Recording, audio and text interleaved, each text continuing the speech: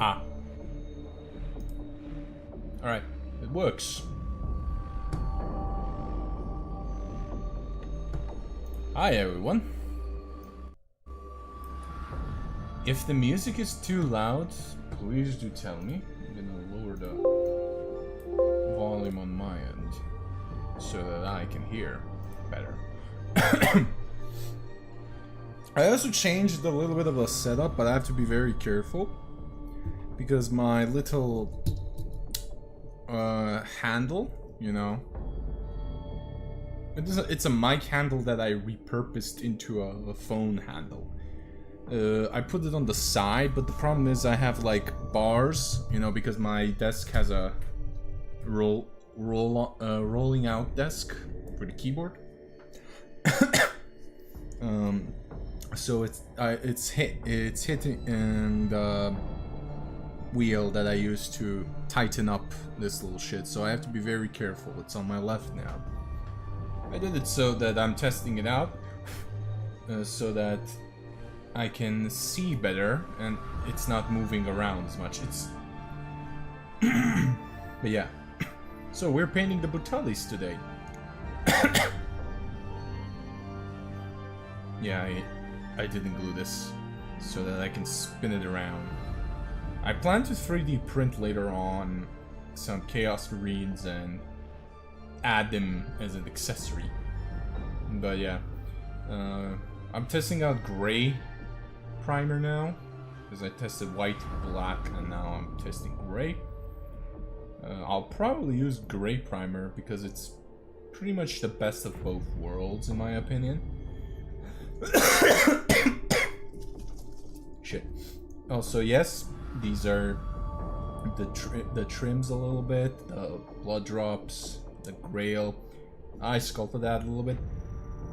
It's kinda scuffed, but at the end of the day, I'm an amateur sculptor, I'm still learning. And I don't have infinite amount of green stuff to practice on. So basically my only practice is when I'm painting shit.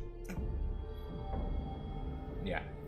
So I hope everybody's week was okay since the last stream. Go.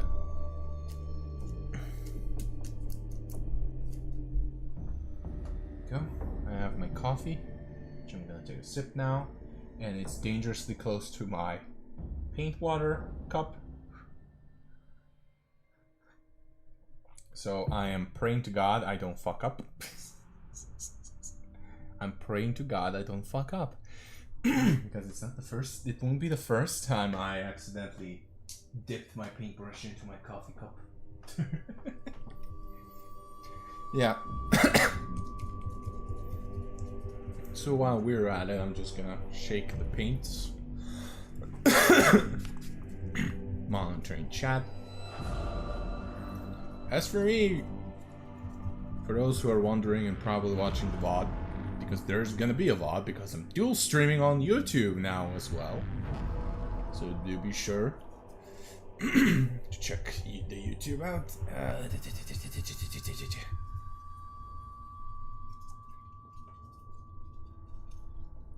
While you're at it.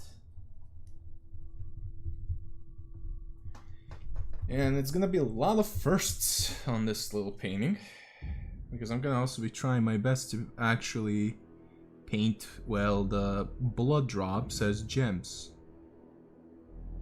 There we go. A good chunk of the armor is gonna be purple, so a lot of purple paint is gonna be in there. It's so dangerous to close.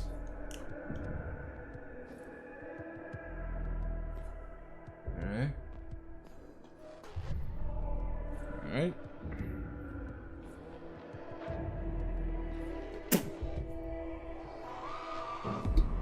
Yep, the taste of fucking paint.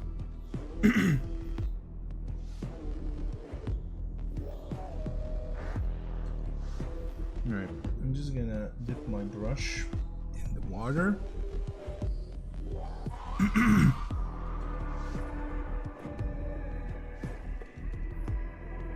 And best of all, I magnetized these bitches. Look. Boop. Boop. And I also didn't glue the top. I didn't. Am I a smart boy or what? Also, I'm not gonna use the flat brush I normally use. Because I wanna also practice a little bit my fine tips.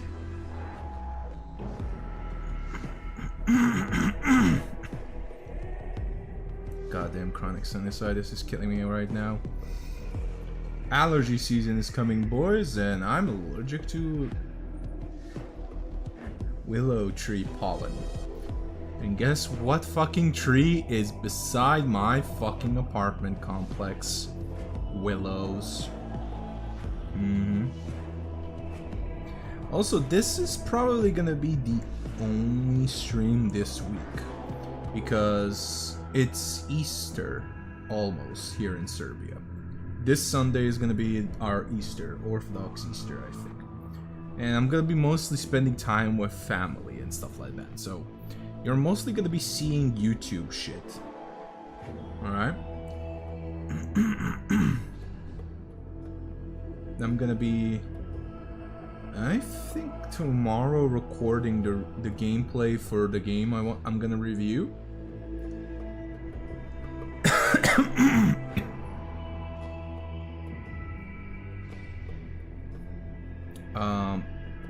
new short out of the Divinity 2 Let's Play is gonna be made. I swear to God, I have so many meme potentials now with that little short, with that Let's Play. So genius.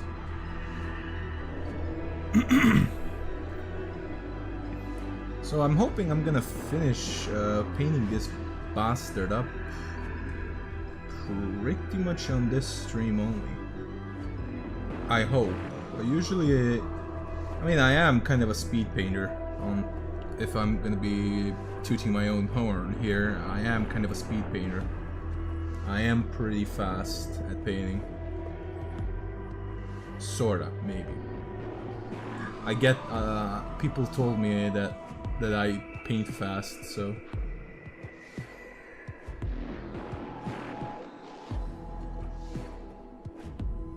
I might kaput this expensive brush I bought from France while doing so, but...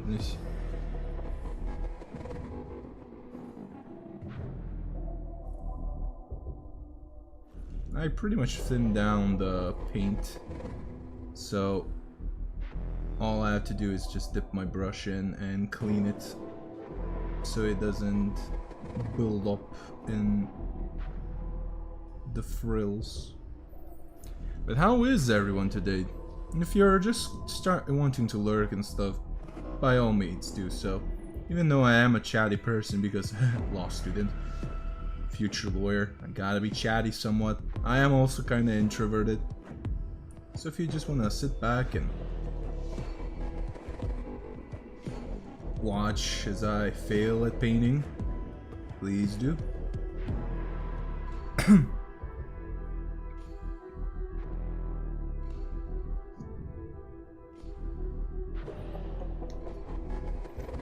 Go. Also, how is the camera setup? Is it better than before? Because I just moved the stand. It's a little bit risky. I have to be sure to not hit it too much because it's not completely secure. But, what can I do? I'm limited to what I have available, so...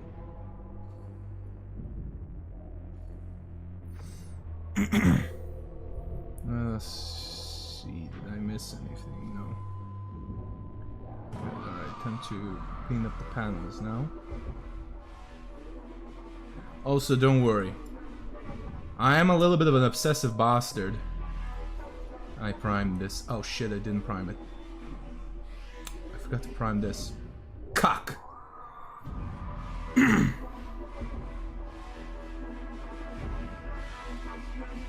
Nah, I can't let that slide. It's killing me. It's literally killing me. I'm gonna prime it immediately. Oh, this is gonna be so fucking awkward. Alright, I'm priming it. Hold up, I forgot to prime this. Oh boy, oh boy, oh boy! Isn't this gonna be fun?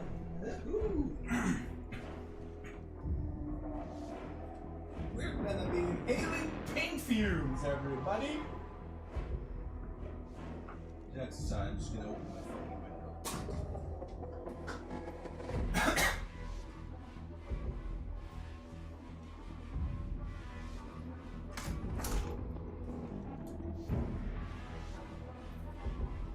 Just to make sure everything is gonna be as I intended.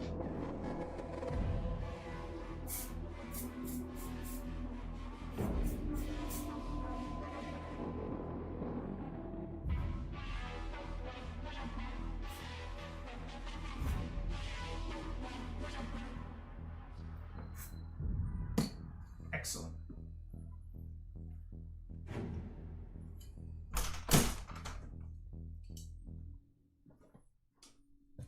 Primed. Simple as. And it's gonna dry up in like 10 minutes, so it's gonna be quite easy to get. It was a pain in the ass to prime, though. But boy, it's me, Buddha here. Oh god.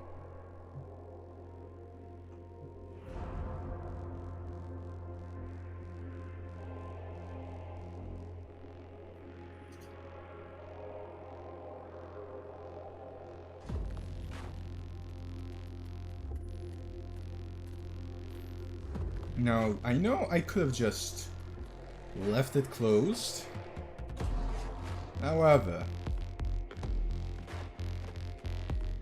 I prefer not to let anything be untouched.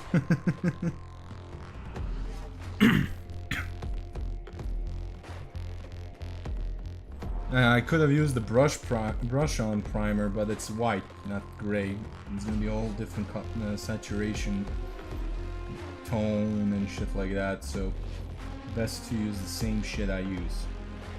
Oof, too wet. Too thinned out. Adding more pigment, paint, whatever you want to call it.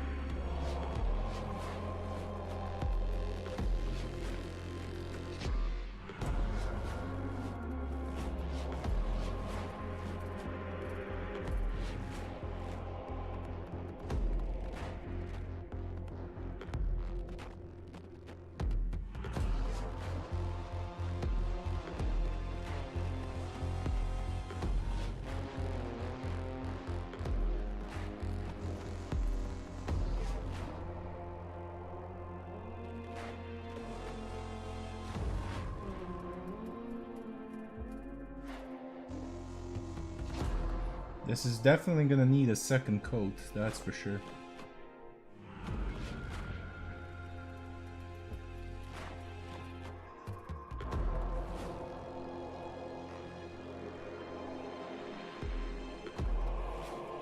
Ah, fuck it. I'm using the big brush.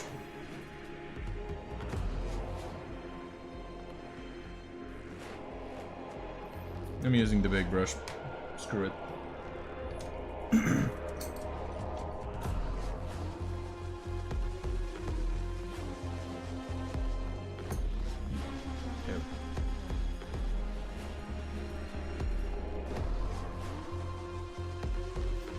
Wetting it so it becomes flexible. Load up the brush and go fuck it, we ball.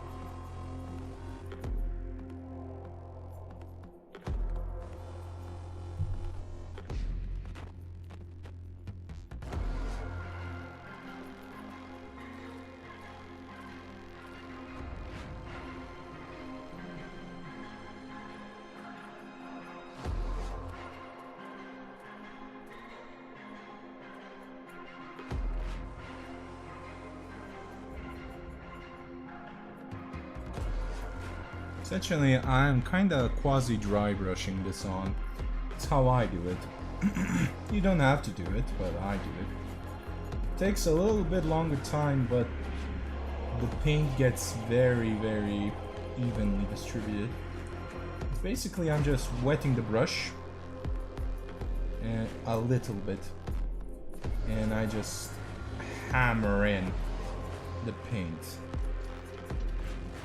It's not evenly, and when you lose, you don't get enough pigment on it, you just load it up and do it again. It's a very simple way to use it. A lot of people do it, I like to do it. Plus, like, I am not at all a pro painter, or I am not gonna be entertaining the thought of going to painting competitions. Not saying that it is bad, it's just like, I don't think I have the capabilities to do that. Might be eventually, but I don't know. I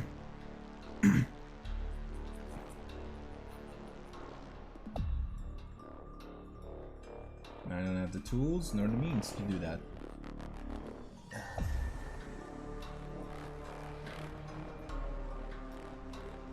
Plus, a lot of those guys who do, they do also painting commissions and shit like that.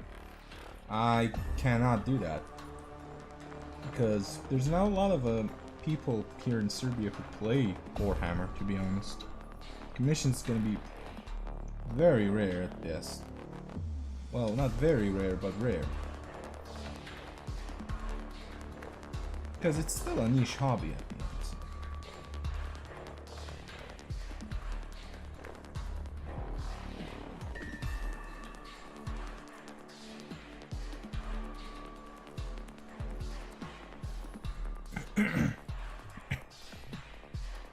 And don't get me wrong, there are people who genuinely make a second income through painting commissions.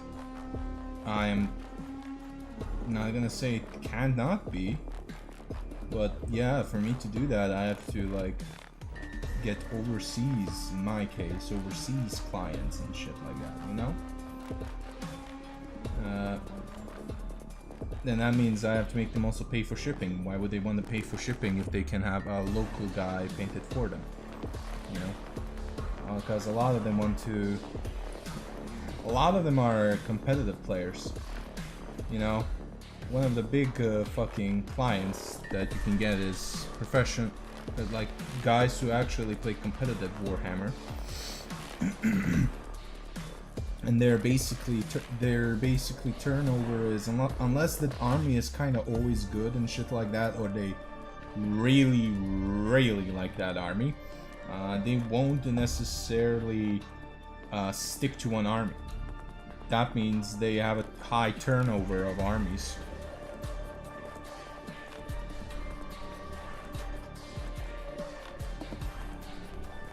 So, how do my pointy ears... I'm going... Yeah, it's going well. I had a big fight with my mom yesterday. That's why I moved the stream to today instead of yesterday. But it's going alright. Having Easter preparations soon. Because we are celebrating Easter this Sunday. That's why you're probably only gonna get one stream today out of me.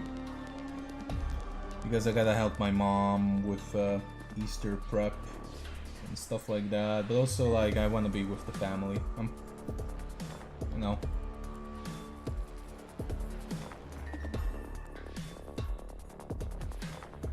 It's Easter, a pretty damn big holiday.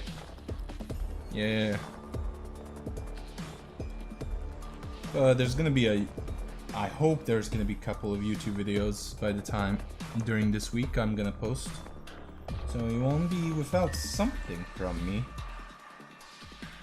So, exclamation point socials if you're on Twitch, and check out the YouTube.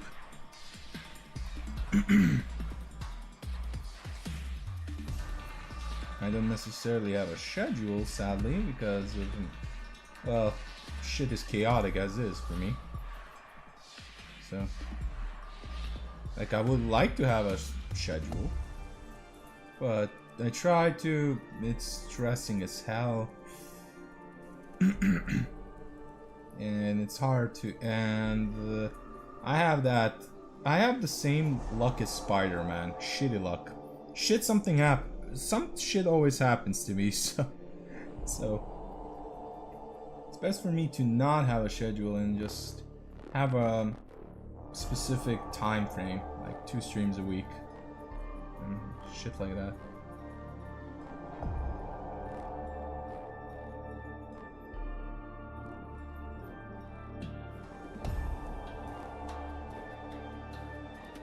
Actually, I'm sticking to that being metallic hole.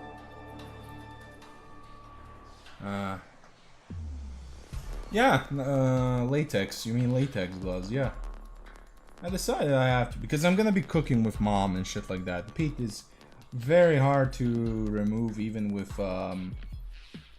acetone. And even if I use acetone, you know, it's basically an alcohol. It's kind of toxic. So, and I'm gonna be touching food with it, making food with it, with my hands, of course. So it's best for me to keep my hands like as clean as possible.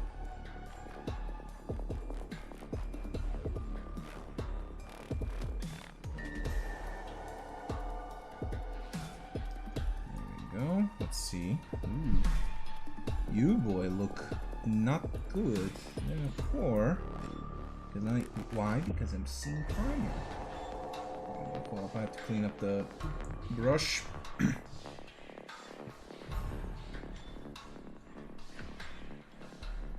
we go.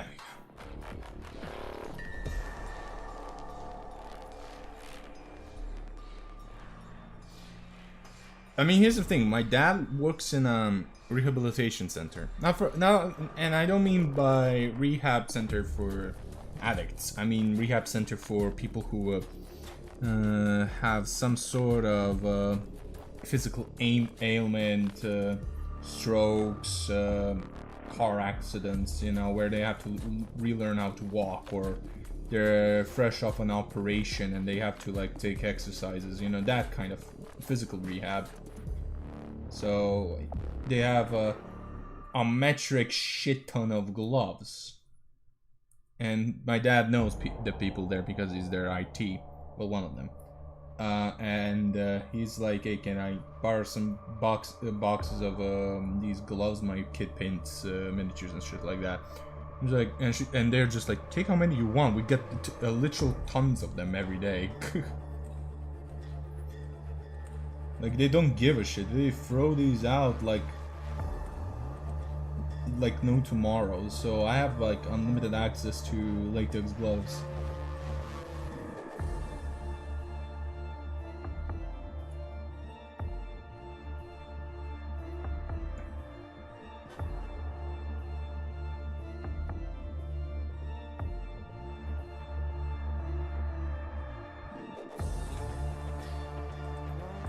Blue stuff. Oh yeah, blue stuff is very different. Blue stuff is a lot harder, and it's mostly used to create molds.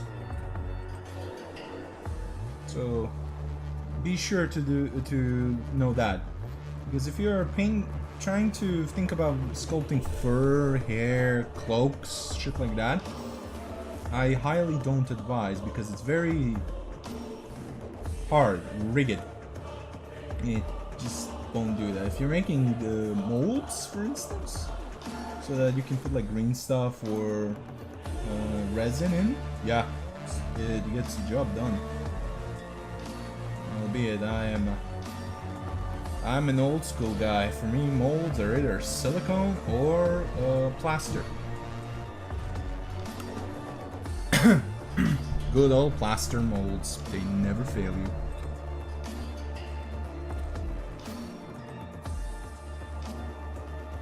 And it won't be as detailed as silicone molds, but however, they get the job done. Does the work.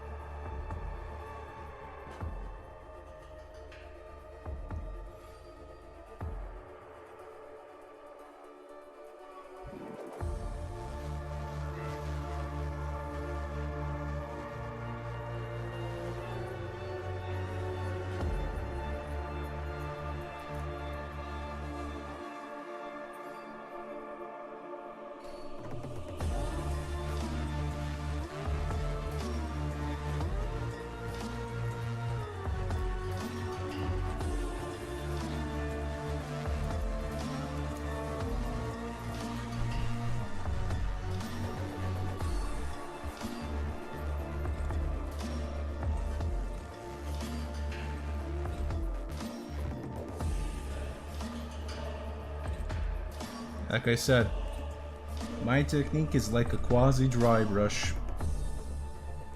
It's not dry because I wet this brush, and specifically the paint, but I just remove all of the excess water out. Like so, grab a ton of paint, and then just slap on it like no tomorrow. Just slap it. Slap it like it's a fanboy's ass. If you're into that, that is.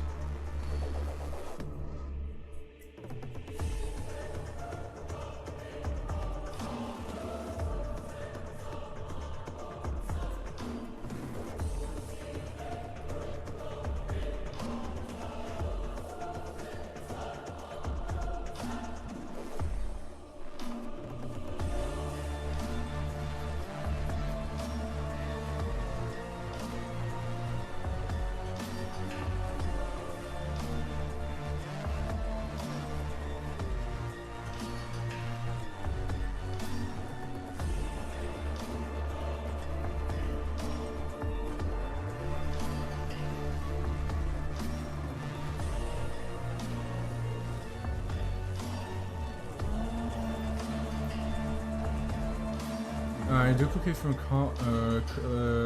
a faux cardboard little skull to a resin version. It's pretty good. Yeah, you can do that. Yeah, Milliput's... Here's the thing, Milliput is a bit different than green stuff, or Needadite, as it's actually officially called. People call it green stuff because it's way easier to fucking remember. Hello, motherfucker. Jesus Christ. Who was it? I literally have... I'm literally only using my OBS dashboard. Hello, Beppis, how are you doing? Yeah, Milliput is like blue stuff. It's harder, but not as hard as blue stuff. Oh yeah, since you're here, Pickaxe, and you've been here for long enough, how is the new... I set up the camera a little bit different than usual. It's the camera stand is... I'm good. How goes the paint? Well, it's going well. Thankfully, I don't have a complicated scheme, so... Yeah, everything but the head and the arms are purple. So, it's easy. Yeah, I put my camera stand on the left. It's a little bit finicky because there's a, you know, because I have a sliding keyboard under desk. But because of that, I can't fully put the stand on, you know, the table. And I have a small table. So, it's not 100% fastened in, which means I can actually flip it over. So I'm being extremely careful with my arms. Anyway. But because of that, the camera, well, my phone, that is in a position where you all can probably see me better, because I like to move around. And most of the time, the miniature is not going to be off camera now. And I don't have my phone literally in front of my eyes. You have autofocus who not turned bad, and now you're on the screen. Sadly, because I'm using my I'm using VD. Also, how are you, Go? Oh yeah, you already answered, Peppers. Yeah, like I said, doing well. I'm painting the Brutalities Dreadnought.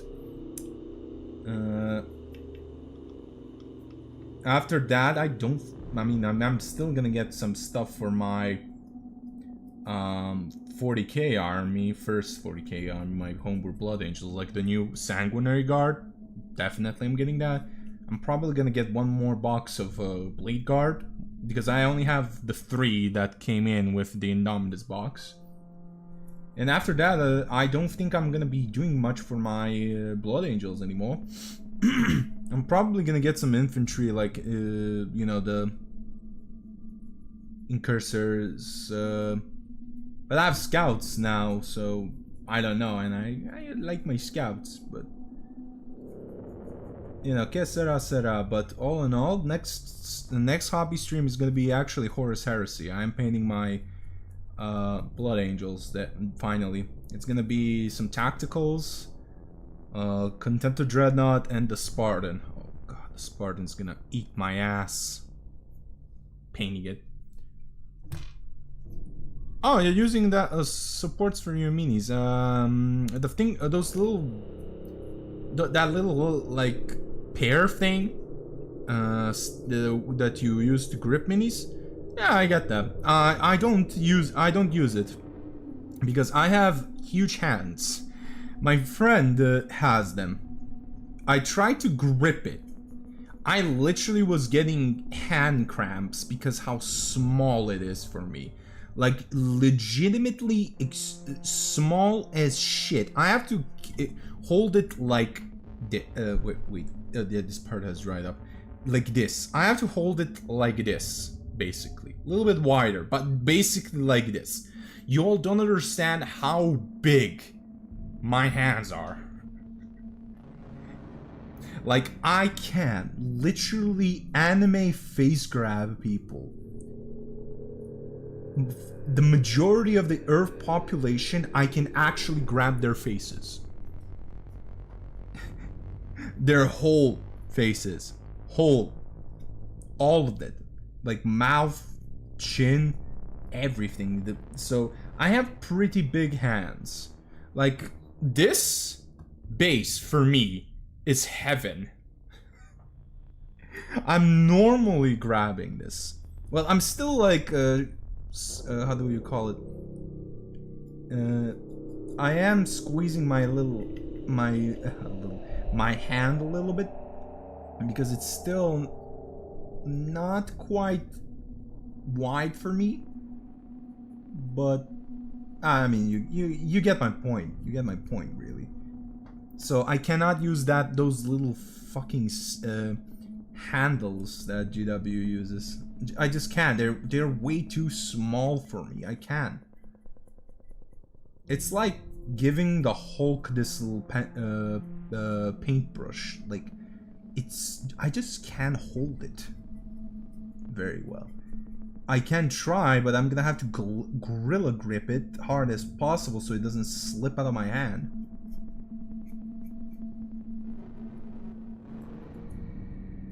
Alright, I think everything that needs to be purple is now purple. I'm just gonna wait for this to dry up to check if it needs a second. I mean, yeah, there's actually no, I don't need to check. It's literally gonna need a second layer. Oh, this. Now this. But yeah, I've painted so much fucking purple. Like, next time you're gonna see me paint, I might, like, after the Horus Heresy a little bit, because I want to paint some other stuff, because the core of my army is pretty much set. I don't play competitively, but the core stuff I have. Like, I'm just seriously lacking anti-tank. But like, I have Devastator, last cannon Devastators. I have the Eradicators, the Melta guys. I don't have any space anymore. That's the main issue. So that's why I'm not buying more. I'm also saving up for a new graphics card. So, hold up. I'm looking at the light so that I can see a little bit better. Yeah, there we go. If I didn't pull up to the light, I wouldn't have seen this little fucker right here, and this little fucker right here. All right, now let's wait for this to dry. Let's see this. Not good. So we're gonna add another layer. Because here's some. There we go. Some things I missed. Oh, I forgot to paint this. Holy shit. I'm an idiot. Well, yeah. Also, Bepis, you can forward Taiga this because she's gonna lap her ass off. But I'm very... It's ironic also. I'm very tempted to make an Emperor's Children army. I actually dislike Slanesh's theme. I don't know why, but I do not like Slanesh. Slanesh is like the least favorite Chaos God of mine. However, the Emperor's Children are tempting me with their rules a little bit because I like how they do. I'm still gonna be making a 1,000 Suns little army because I just love mages. Like, I'm a mage guy. I like mages. I like that shit. But Tiger is gonna laugh her ass off over that. I mean, not necessarily laugh her ass off, because her laughing is just going lol, lol, or something like that. I don't know. Yeah. Forward that message to there. You have my blessing if you want to, mate. Because it is quite funny, because I'm a guy who just despises Slanesh. There we go. Now, I managed to finish a big part in lol, in 40 minutes. I actually painted like 70% of the army, which is fantastic. 70% of the miniature, which is fantastic. Maybe 60. Let's round it up to 60. I'm not gonna toot my horn a little bit. that much. But yeah, I'm gonna have to make some shelves now as well. So I'm taking a little break in Kofefe.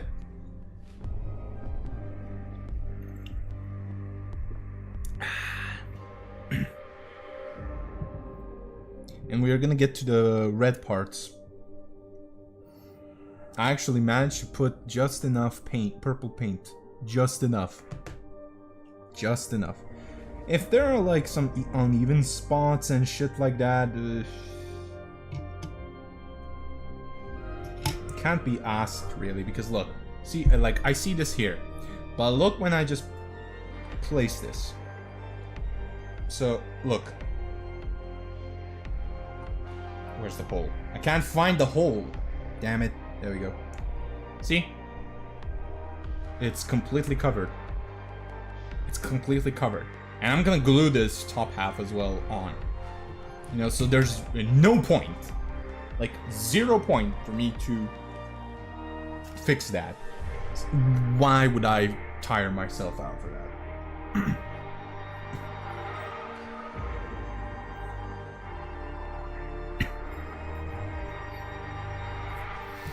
Actually, let's just check. Yeah, that's what I'm talking about. We're also gonna paint the interior here because, oh shit, I knew I fucking missed something. Hold up, we're not finished with purple, boys. We're not finished because your boy's a fucking idiot.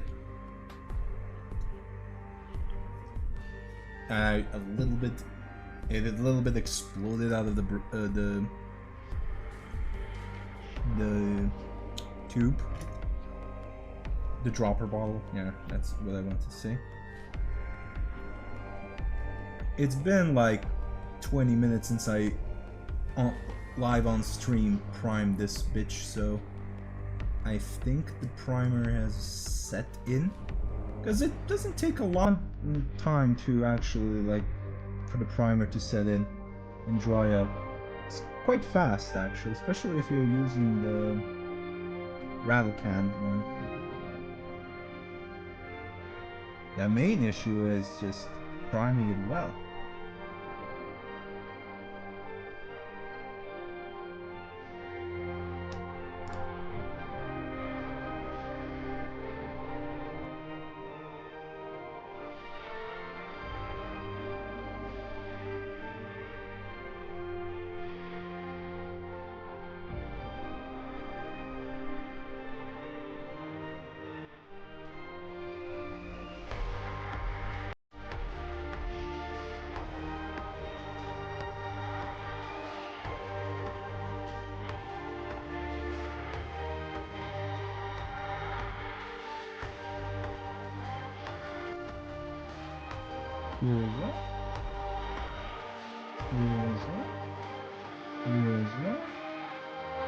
Making sure it doesn't pool. Alright. Job done. The loop. And loop. There we go. Easy as pie and as balls. I'm just gonna twist this little brush so that the paint that has probably piled up in the fucking recesses is out of the brush. Let me grab the red paint. There we go, flat red. Next we're using Vallejo's flat red.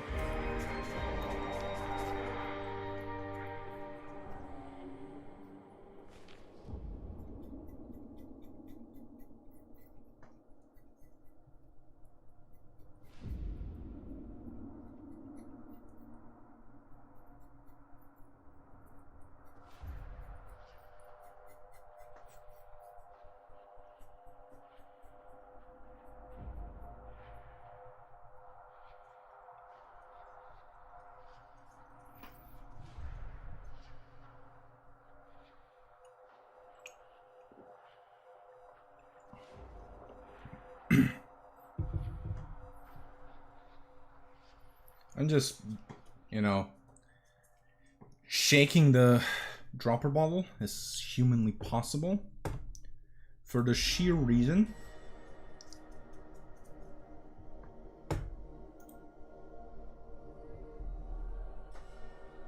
of I haven't used this paint in so long.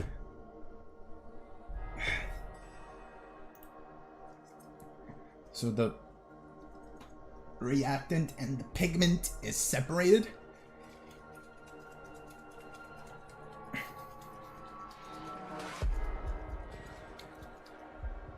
Pardon me, not the reactant, the medium. Yeah, it's called medium in English.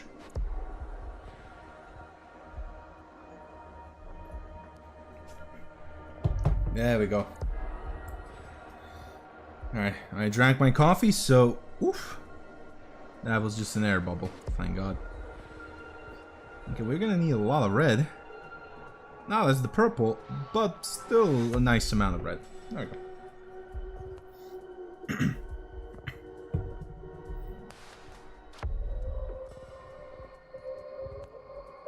Alright, so the red is basically gonna be just the armor panels. And I do mean armor panels. Not the whole arm, just the armor panels.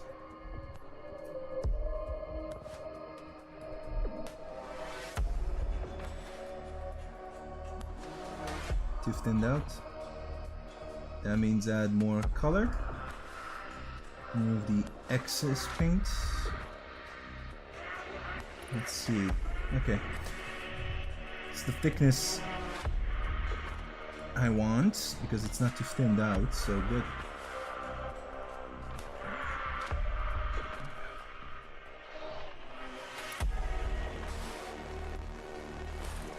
Again, using the flat brush because I'm painting a dreadnought makes life easier. If I hit the trims I made, fuck it. It's gonna be painted gold anyway, you know. Because of that, there's kind of no need for me to be careful around it. Because metallic paints just cover everything. Metallic paints are just that. They just cover every little detail. Well, not every little detail, every paint you paint it over. So it's not a hassle.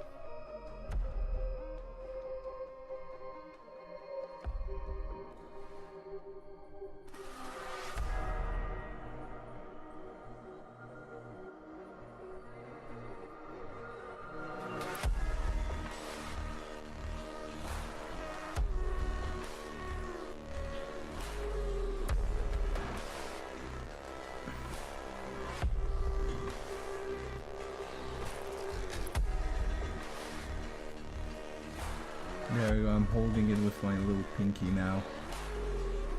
That's gonna be fine.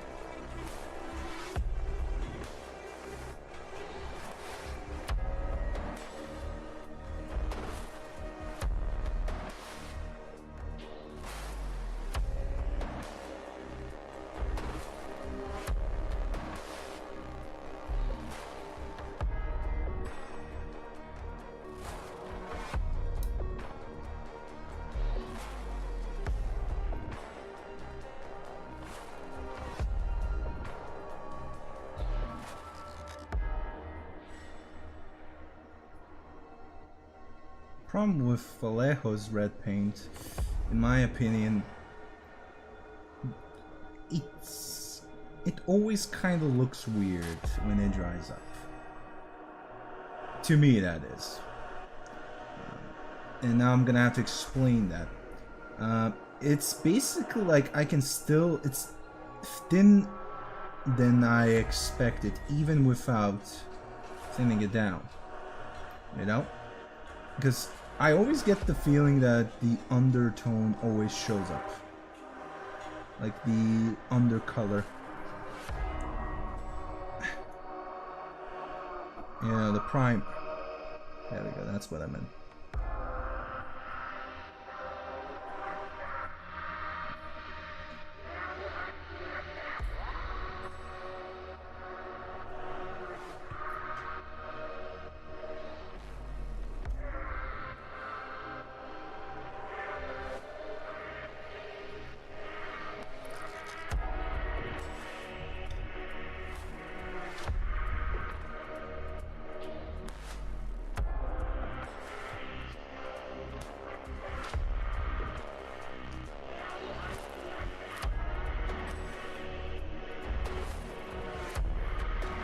go. I'm keeping this as metallic, so no need. Yeah, the inner rims. I almost forgot.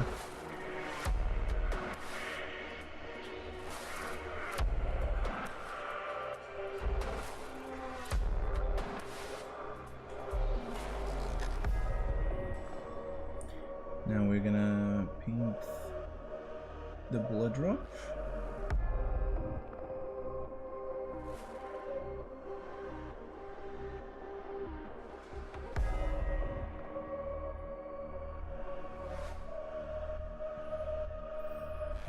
Next, the other arm.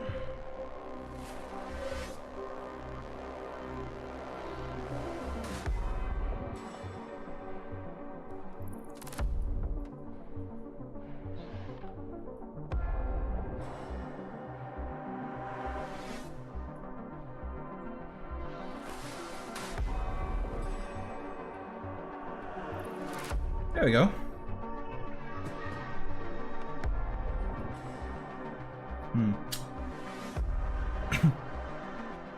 Actually, I'm gonna paint this little rim at least red. Now that I'm looking at it, at least that's gonna be red. At least.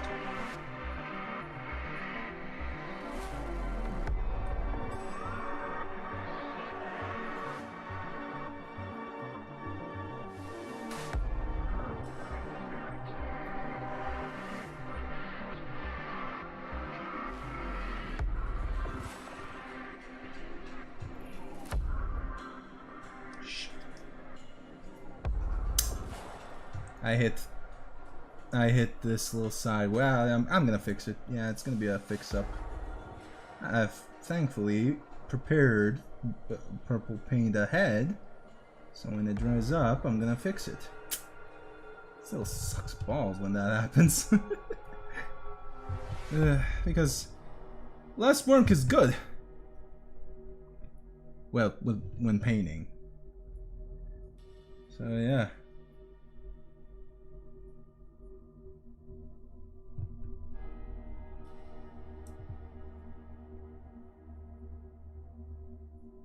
Let's go with this. Insides as well.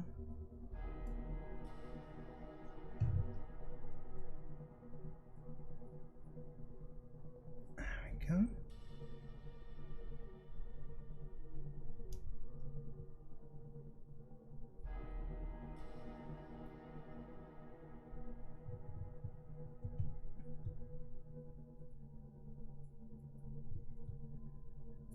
Out of sight, out of mind. That's what people say. I'm gonna grab you by the fingies. I'm hand holding the dreadnought now. I'm just gonna slobber you with paint. Twist. Remember, I didn't fix this in position. I deliberately didn't do that so that I have a little bit more freedom when painting and posing specifically.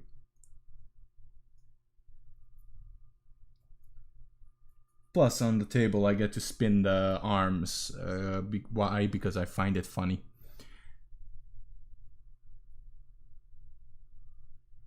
Go. Oh, mom, there we go.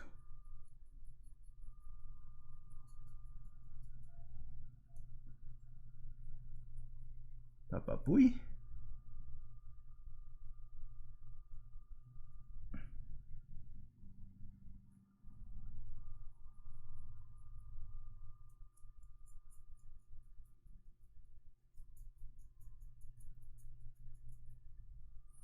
Did the music stop? Shit.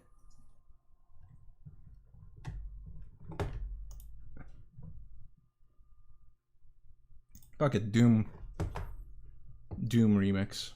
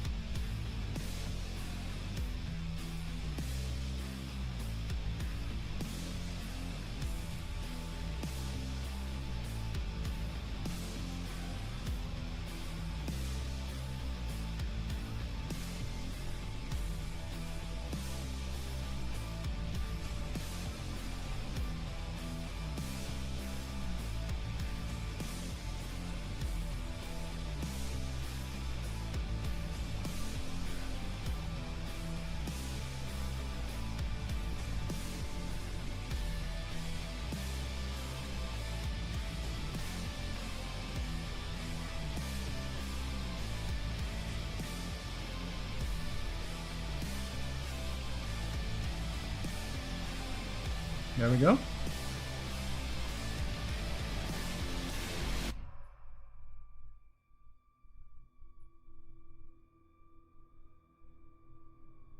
A little more splash of red, honestly.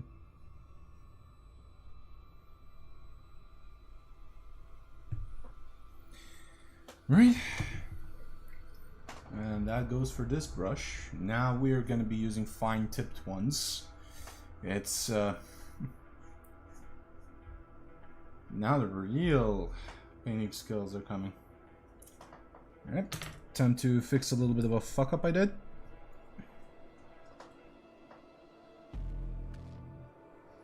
Which was this.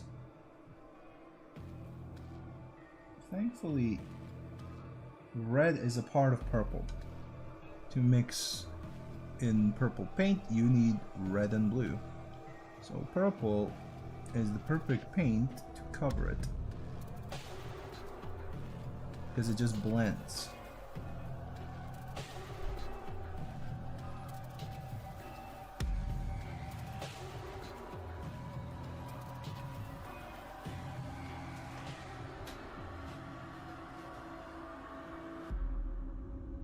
There we go.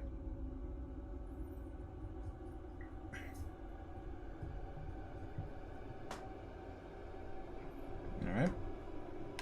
Now we're gonna do the metallics.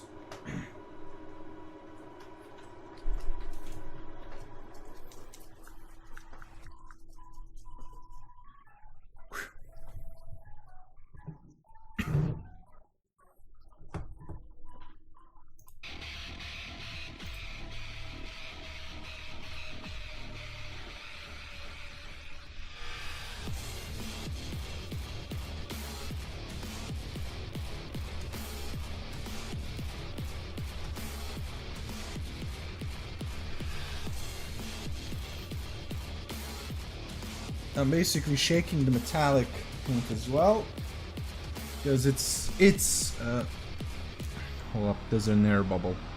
Great. There we go.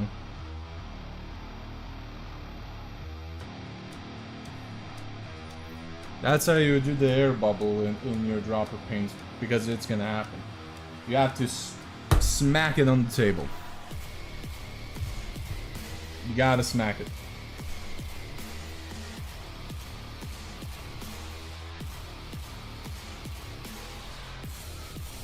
Alright, here we go.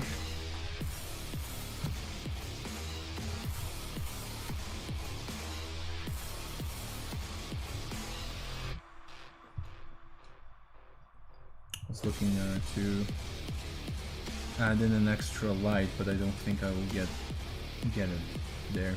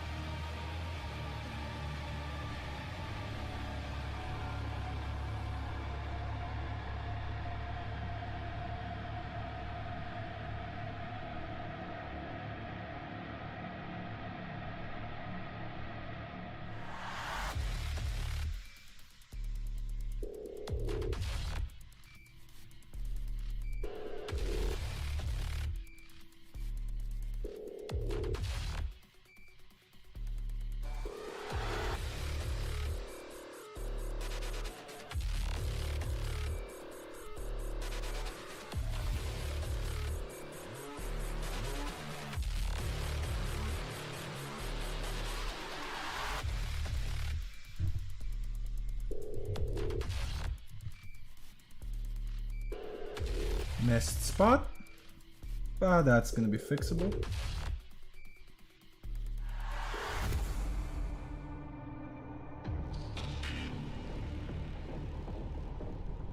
Right now I just don't give a toss.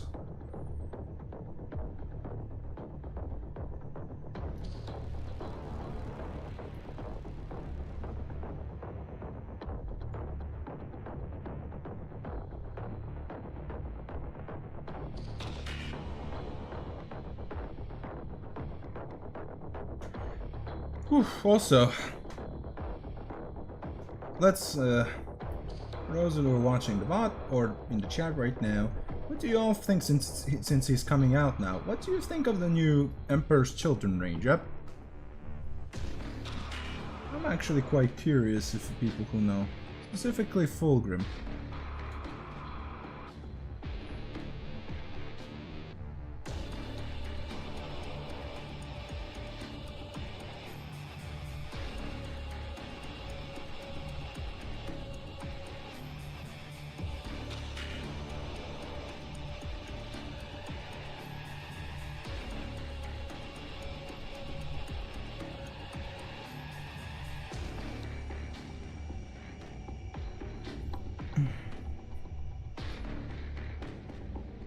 And if you're watching on YouTube and or this VOD, please do like and sub. It really appreciates. I really appreciate it, and it helps the channel. You know, you gotta do that.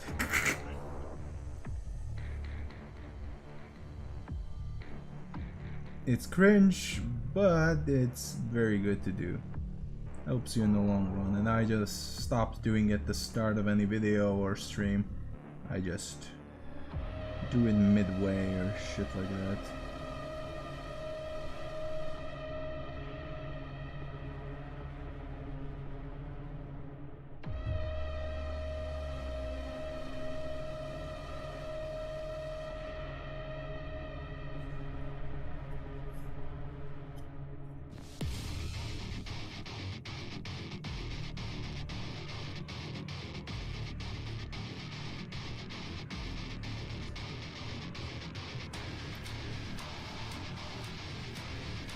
If I hit somewhere on the purple,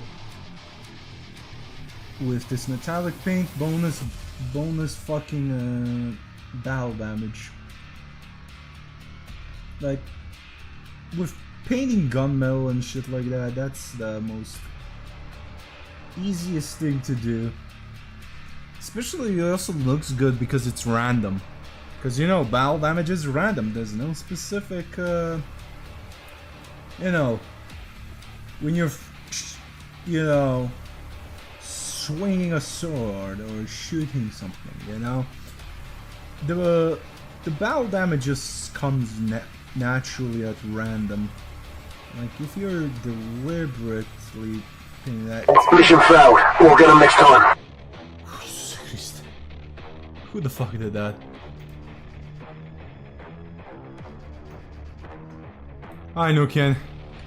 God damn it, dude, you shit made me shit myself.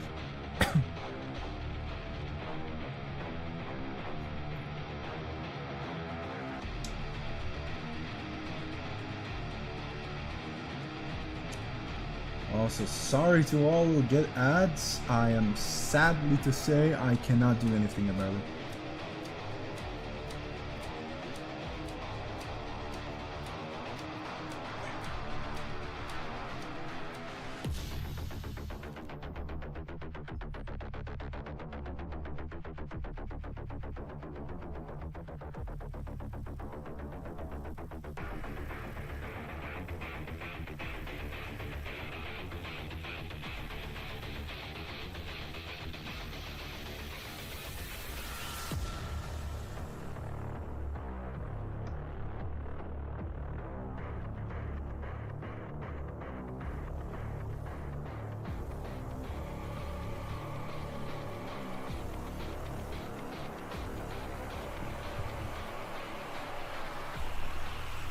Wait, what did it do? The mission failed. It just jump scared me. The mission failed, Redeem. Well.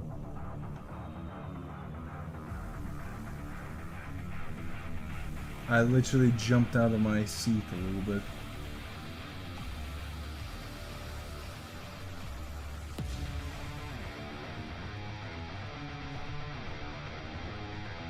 Also, playing Doom music while painting a Brutality's Dreadnought is fucking fitting, you know, because these Dreadnoughts have two fists or claws, and their whole sole purpose is to rip and tear until there's nothing left. So, it is quite fitting. I accidentally hit that, but battle damage, boys! So I'm gonna keep it, actually. Love.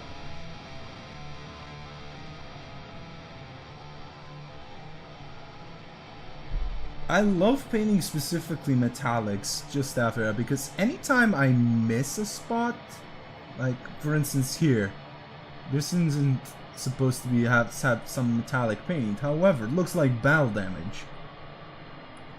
And it kind of makes sense because it's in the feet, you know, it's something that moves. So, battle damage it is. Oh great, we have Bulgarian throat singing now. Excellent.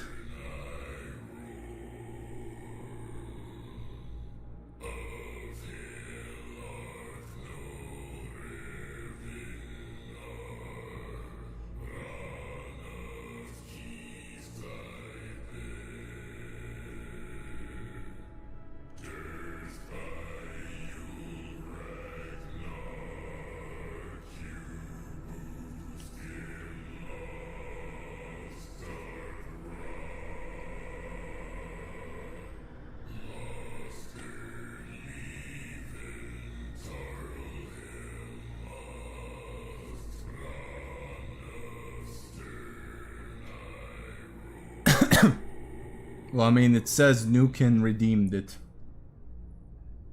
And it's not that hard to, and it's very shoved in there, so you can only click it if you actually attend it.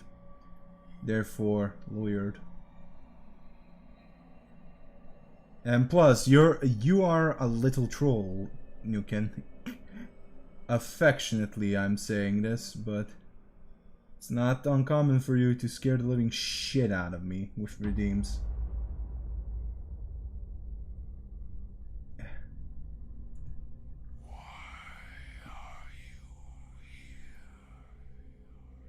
And then, yeah, like,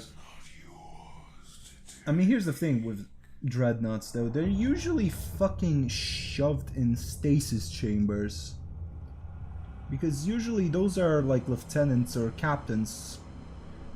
Or basically like heroes of the Imperium, or they have some knowledge of the chapter that needs to be preserved and shit like that.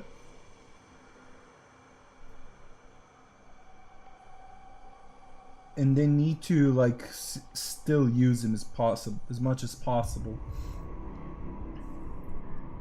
Sadly, because of that, they usually go fucking crazy because of that.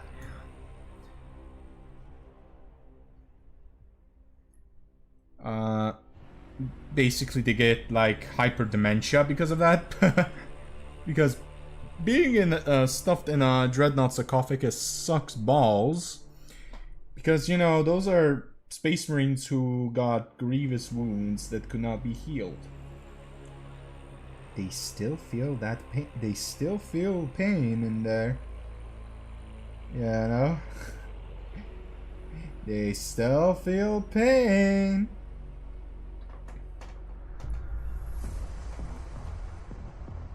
And plus, shell shock is a little bit of a thing.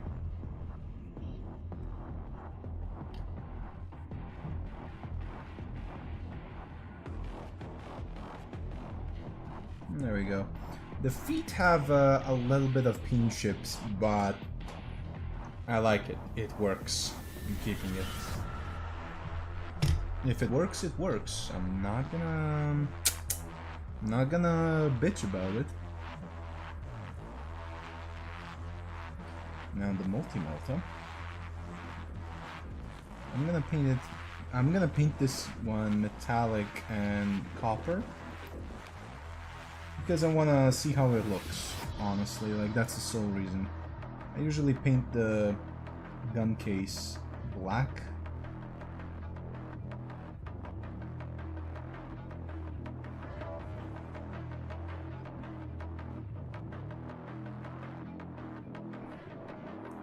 But this time I'm doing it just to see how it looks.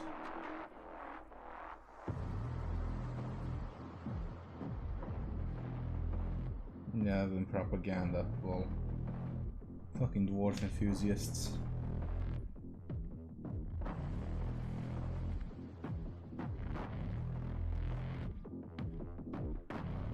Hey, Dark, how are you doing, brother? I haven't seen you in a long time. How are you doing, brother?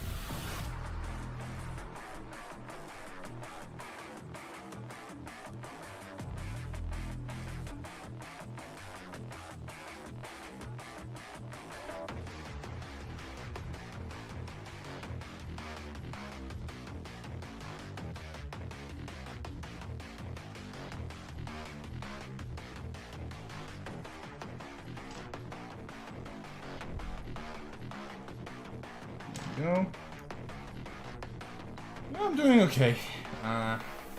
Only this is gonna be the only stream this week because Orthodox Easter is this week, this Sunday. I'm gonna spend time with family and shit, so I'm mostly gonna be doing YouTube stuff. Exclamation point socials, if you're wondering. I'm also streaming on YouTube. Now I'm dual streaming. Yeah, it's been a while since you've been here. A lot of shit came up. Right. Now, while the bottom is now chilling and drying, I am now gonna paint the top half. Sticking to metallics. And grab.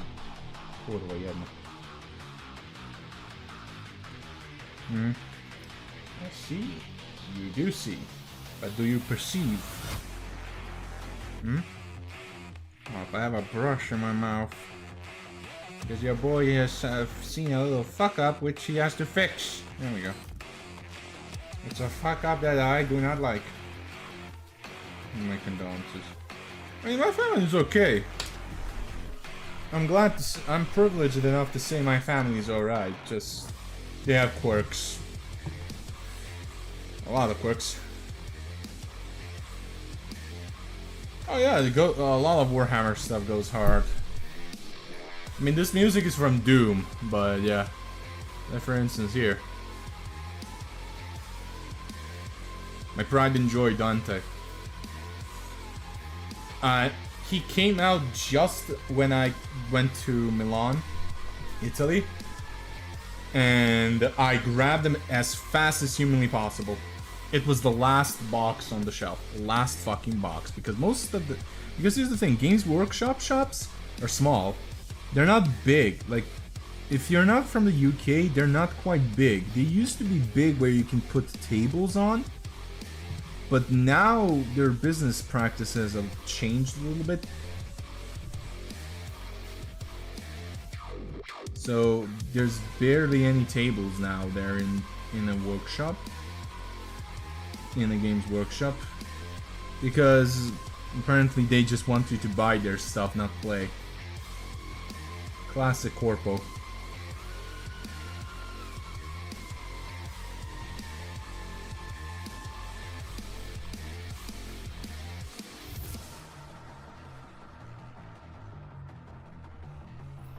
Think anybody can make a lot? I mean, there is in the process with Henry Cavill as the producer and actor. Like, Henry Cavill made a deal with Games Workshop and Amazon to create a Warhammer film. And it's in pre-production now, it's officially starting.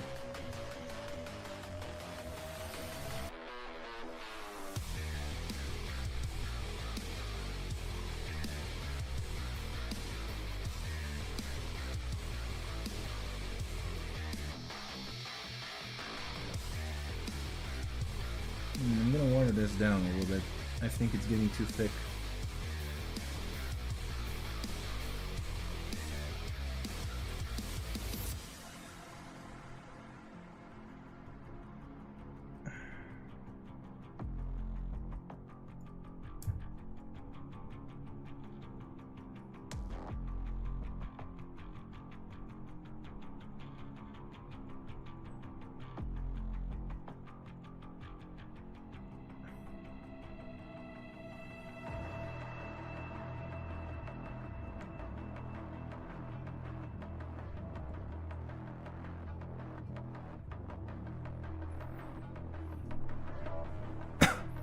Yeah, but I don't know. I think Henry is gonna be the director and actor in there.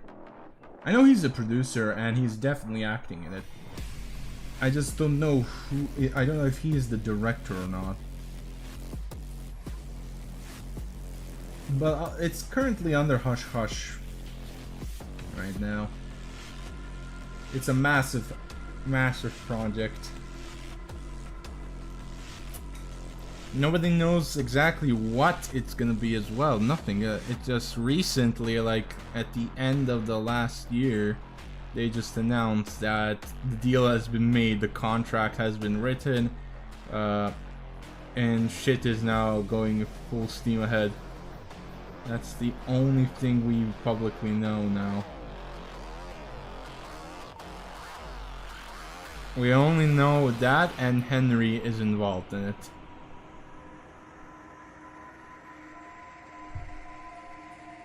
But Henry Cavill is a massive fucking Warhammer fan and nerd.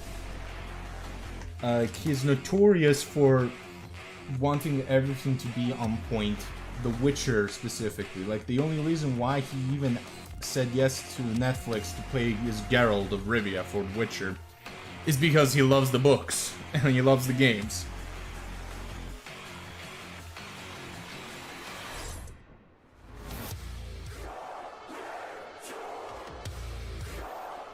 And his biggest gripe with them was that they weren't respecting the source material. Like, Henry has a big fucking, how to say this, critique with it being on point.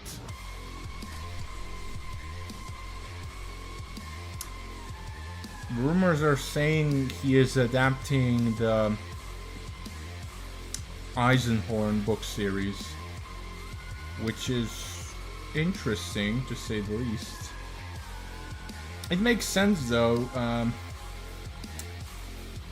Most of the characters in that book series are humans, which means oh my god, what if he played Master Chief?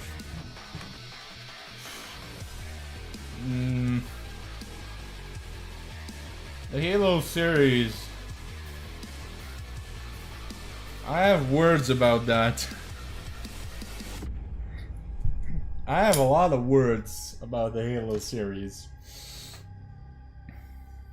Because I played Halo when I was a kid. I also read the novels. Some of them.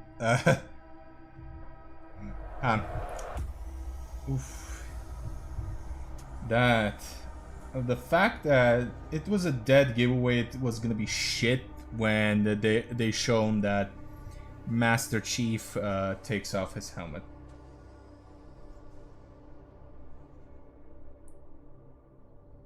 Like, the point of Master Chief is nobody knows how he looks.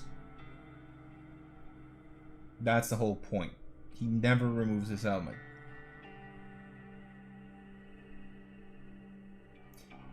Yeah, they made the actor do that shit. And I think the reason why they thought it was gonna be good is because why they did it is because they thought you cannot act if you can't show your face. And I'm just like, and in my case, if that's the reason, I'm just gonna say skill issues, my guy. There's a lot of actors who played characters who never removed their fucking their masks or helmets, and they play tremendously. I think that is also a good litmus test for actors to see how good they are. In my Darth Vader, yeah, exactly. Like the original actor for Darth Vader was perfect, but also I'm gonna say up straight. I forgot his name, but the one who played Anakin, he extremely nailed the Obi-Wan series, the Darth Vader. Pedro Pascal, yeah, I'm Mandalorian as well. Like, it's, like I said, one of the hardest roles, and I stand by this with my father, is playing somebody really evil, like a psychopath, and an absolute idiot. I think that is a good litmus test to see how good of an actor you are. Because anybody can play like a goody two-shoes guy. It truly takes an actor with great skill to play a fucking truly evil person. Like, for instance, the guy who played Joffrey. He nailed it. He absolutely nailed that role. People legitimately believed him. Like, he is a great actor. I think he retired from acting from that role, and I could understand that completely, honestly, because playing Joffrey is, I mean, I've read the fucking Game of Thrones books. Joffrey in the show and is somewhat close to how he is in the books. Somewhat. They have artistic liberties. I really dislike how they did Tyrion Lannister, though, because Tyrion in the show and Tyrion in the books are two separate entities. Two completely separate entities, because Tyrion in the books wants to kill Jaime. He wants to kill him. He vowed that he was gonna kill him when Jaime freed him. Jaime in the books is a massive fucking bellend. He somewhat has a conscience, but not really. Not like in the show. Granted, the books are not finished, and I think Morder is never gonna finish them. But yeah, back to the mask, and back to the topic at hand. But also, like, a good litmus test is, like you said, Mandalorian, Darth Vader. the roles where you constantly have your face hidden. You have your face hidden by a helmet. You cannot remove it. It's a good litmus test of somebody's acting capabilities, because you have to still show emotion. You still have to show emotion. And a great actor can show emotion without showing his face, in my opinion.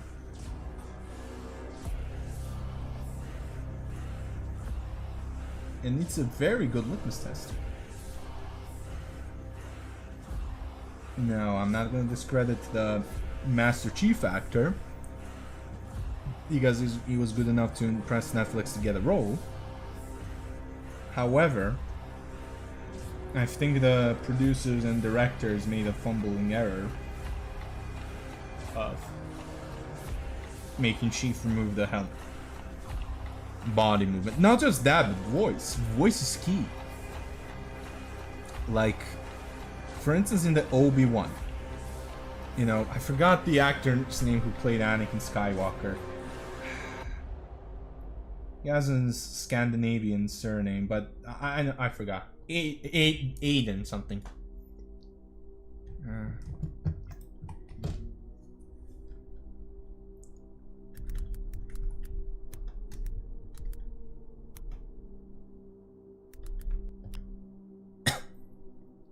Hayden, yeah, Hayden Christensen.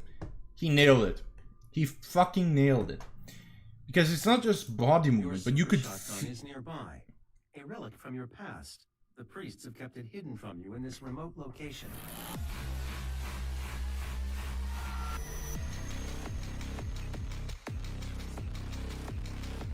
Like what I was about to say, you can feel the sadness, rage, all emotions into the voice. Like, it's not just body movement. Your voice plays an extreme factor because you got to show emotion somehow. Voice is extremely important because that's the telltale sign if somebody's angry. Not just body movement. Body movement is also very important. We're not going to discredit that. But Hayden nailed that. He really did nail that. He didn't at all play Anakin badly. Like, I remember I was a kid watching the prequels. And now, yeah, I know, kid goggles, you know, stuff like that. But I remember watching the premiere. I was a kid. I think it was episode 3. People were shitting on Hayden's acting, but now they love him.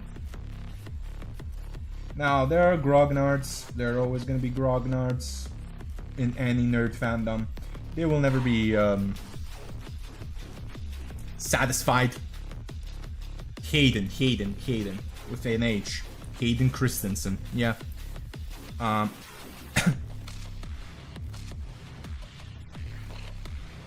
But he did it well. Like, the Obi-Wan stuff really shown him in the light that he deserves. The encore he got in Comic-Con after the premiere of the show and finished, he deserved it. He completely deserved it. Like, he can play Darth Vader extremely well. I mean, he played Anakin, but Anakin Skywalker and Darth Vader are even though they are the same character, they're two distinct people. Like, Vader is rage, pettiness, pride, sadness incarnate.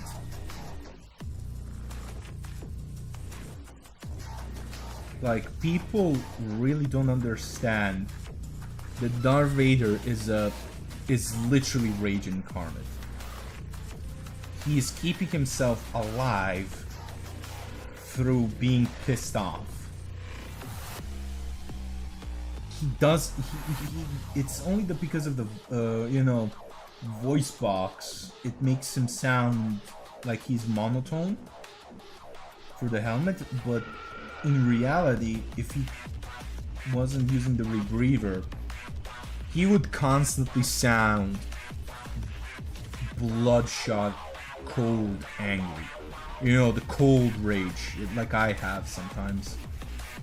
That's Vader's tone. And it's kind of frightening. With a Y, you can Hay then.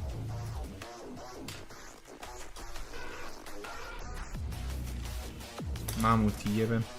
Constantly grabbing the wrong brush. Okay, this paint's chipped off for some reason. So we're gonna fix it. Before I start painting the gold.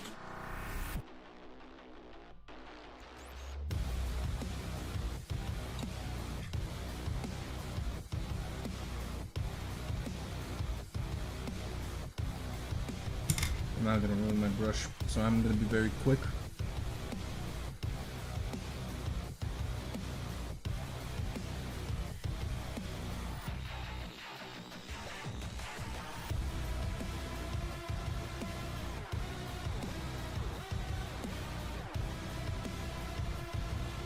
Perfect.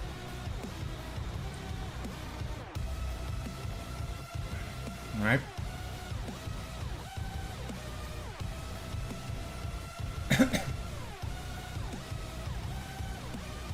Yeah, because with hot anger, you can pretty much tell, you know, it's something that's common. You know this, you've seen this. You rarely see somebody who is... it's more scary to see someone who is batshit mad, but his monotone. You don't hear him scream or anything. He just looks at you and calmly talks to you. That's when you know you're fucked, kinda. Because usually that means the bastard is so mad, he doesn't give a shit anymore. I had to experience that, even though I'm the guy who also gets the cold rage.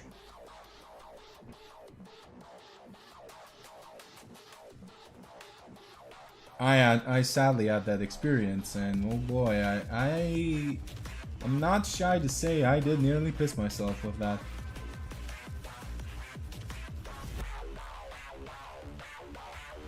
Like, nothing is shameful admitting you were afraid or shit. Like, dude, we're all afraid of something. Something really would piss people. Not piss people, but make people piss themselves. Like, seriously, like, it's a human emotion. Like, there's a little bit of a fucking problem with people expecting men to basically become robots. You know, do not cry, do not, how do I say this? Get angry, keep your composure cool and shit like that. Like, bitch, I'm a human being. I wanna cry, I wanna cry. Nothing, it's not demasculating at all to cry. Like, seriously.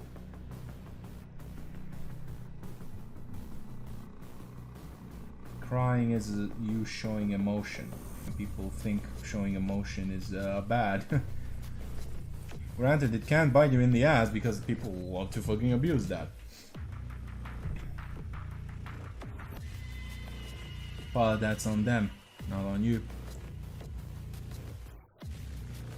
They're gonna do that. The bearded one high above is watching, and he's gonna get their he's gonna make sure they get their karma. The karma is a bitch. She slowly creeps in. Slow. People think she doesn't exist sometimes, but when she comes, she comes. And when that happens, you're fucked. The slower karma comes, the more fucked you are, honestly.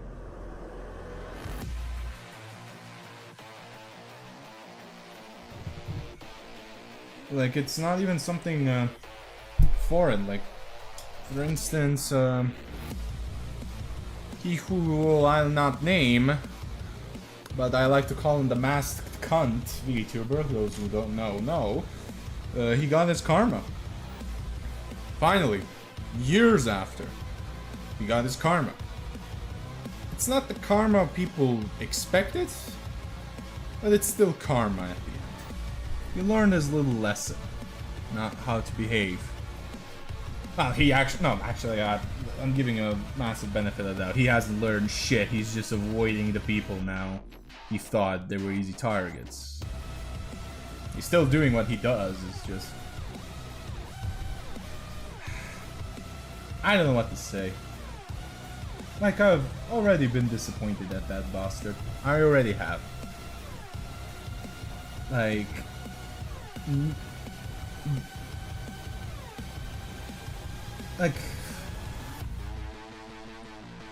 I don't know what to say, other than he's a huge disappointment. Both as a human, as a man, and as a creator. Like, genuine.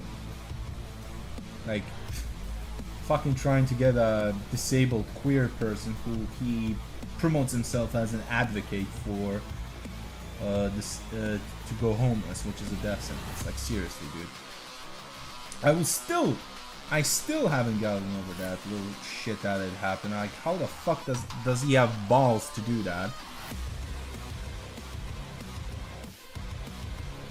But hey, what can you do? Like, people are more and more aware of him.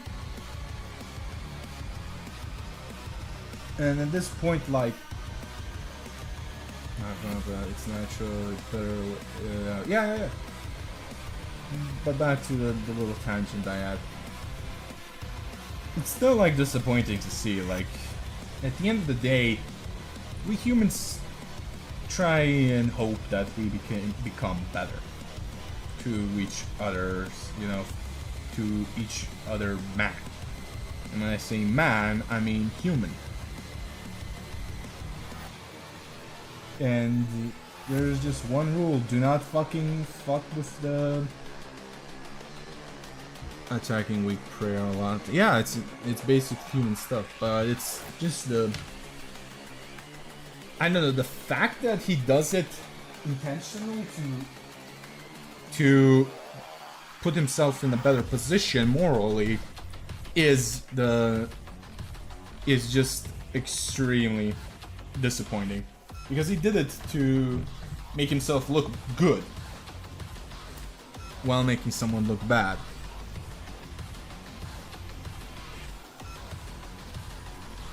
It's the sheer overconfidence. He still hasn't learned his lesson, though. Like, I know people who know him. They're telling me who these people are. I'm not gonna tell. I'm not gonna spoil my sources. But he hasn't learned his lesson. He still thinks he's in the right. He's just shutting up about it. And making alt accounts like he always does. Like this dumbass. Like that little tweet I had, you know, the alt account tweet I made some time ago. Not my alt account, I barely tweet on there. That alt account is just a backup. Like that alt account is him, the masked bastards. Like. It's like, I'm like, how do I say this? I'm like 90% sure it's him. The other one is a very big Niji sister who is chronically online and obsessively stalks false ID. To the point where, even though I kind of do not like false, because he's kind of a tit as a person, it makes me side with... They make me side with false with how their behavior is deplorable. And they're just chronically online. They just want attention. There's a reason why I barely interacted with that account. Like, and I'm suspecting at least like the max 10% that it's their account. That all I'm slowly, like, low-key suggesting.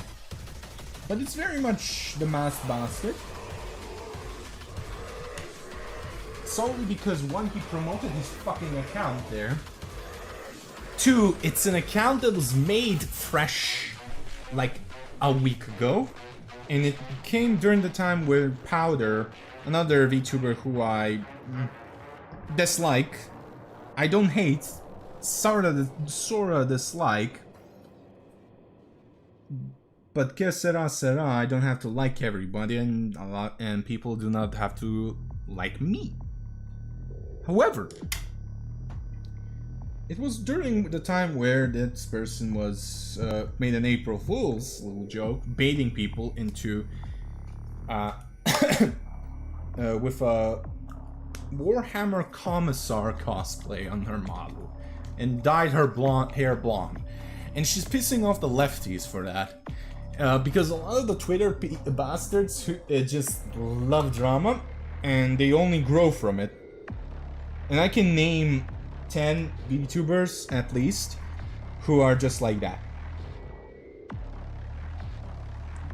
Like, I at this point know at least 10 VTubers, not personally, but I know from the back of my hand when somebody makes any sort of little controversy, they're gonna just pop up out of nowhere and use it to boast themselves. Because here's the thing. Here's the thing where I'm gonna tell you all, because I'm somebody who specializes in politics.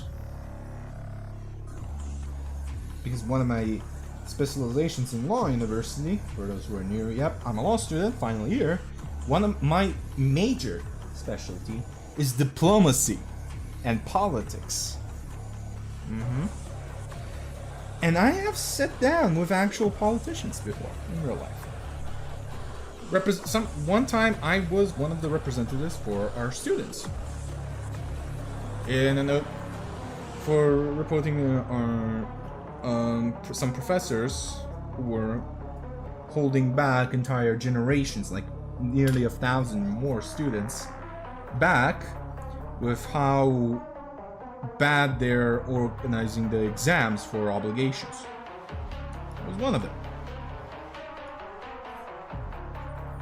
Like, best example I can give you is they were giving out exam questions from a textbook they discontinued but still use, and they haven't written the textbook they said they would write in years. So you already can see where that was going. So we reported them to the Ministry of Education and shit like that. A lot of us passed, and shit still is happening like it was before. But I don't care at this point. I passed, so I don't care. But here's the thing. Nobody does politics out of their kindness of their heart. No one. Some do start like that, but eventually they don't. Because here's the thing. And it's not that they are also became morally corrupt. It's because at the end of the day, politics is based around interest. Because here's the thing, you're trying to make the world a better place. If you start with that politics, it's still your personal interest. You know? It's still your personal interest. And it's always you're looking to something to gain. That's the nature of humans and politics in general. Those who are saying they're doing this out of their kindness of their heart only is bullshit. Anybody who is really has a hard-on for politics, they're doing this for their own interest. Because, like, for instance, like, you really think the streamers on political streamers or on Twitch are doing this out of their morals? No, they're not, brother. They're doing this out of their interest. No matter what they stand for, there's always interest in the end.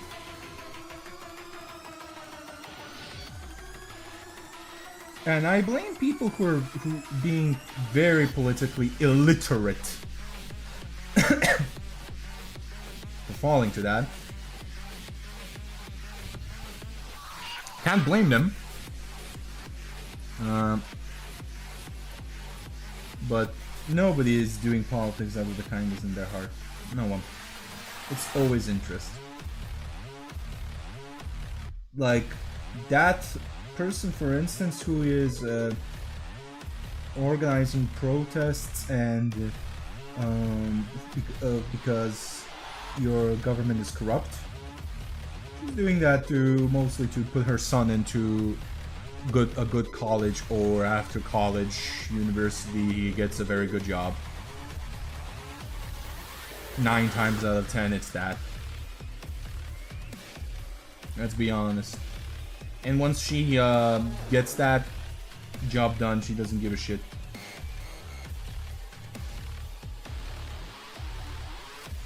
Like, let us be fucking real. Acting in their own interest. Yes. You know themselves. Yes, even if they don't realize it, they're still acting on their own interest. Out of their own interest, sorry. I forgot to paint the top of this red. Damn it. I'm gonna fix that. But yeah, everything is interest.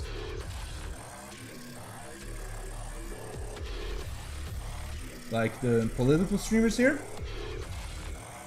You think they give a shit about what's happening in the Middle East? They don't. I'm sorry, but they don't. They're doing this because money.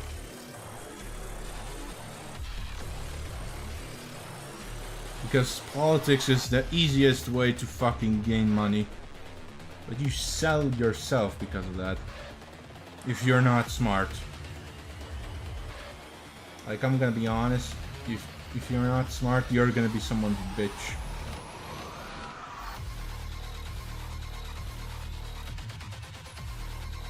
Like Denims, Frogan, Noah Samson, those big lefties, they're Hassan's bitches. Because he's the only guy who kinda understands politics. Kinda, he's still dumb as a bag of bricks though. But he's smarter than them. Plus he gets a head start because he has Tsenk as his uncle, and Tsenk is a guy who has influence. And why is he doing this? Out of his own interest, to fill his pockets, come on. People who think he's the moral arbiter and people genuinely think that is wrong. He's doing it out of his interest. And people who can't realize that are gullible. There are people who I could literally sell snake oil to, and I will gain $1 million out of that.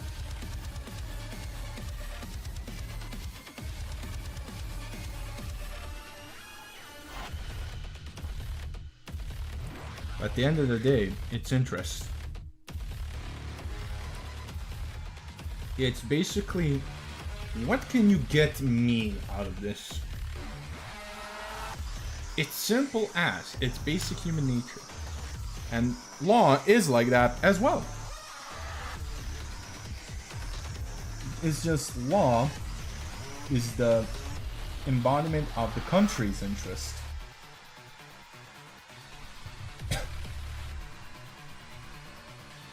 So it's a much higher interest than politics in general, because politics is just personal interest most of the time.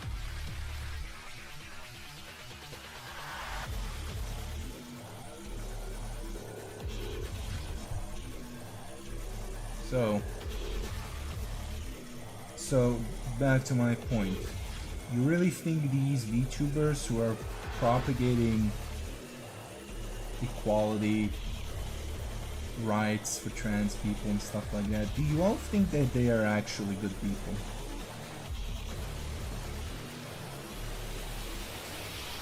Because here's the little fact. Look at their... Because are you sure they're not just doing it to gain clout, likes, follows? Are you 100% sure?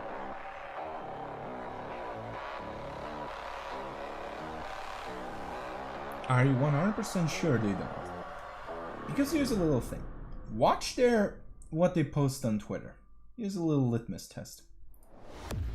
And compare, let's say, their metrics, their analytics, to when they don't post something politically charged or, let's say, lewd content, NSFW.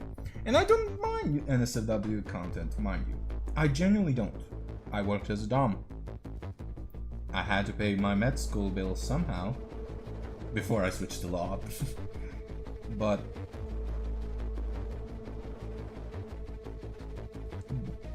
watch their metrics. See how much they're gaining with that. Now, I know Twitter is Twitter, but it's still a good thing to pay attention to. It's a very good thing to pay attention to. Afterwards, look at the amount of times they've done it.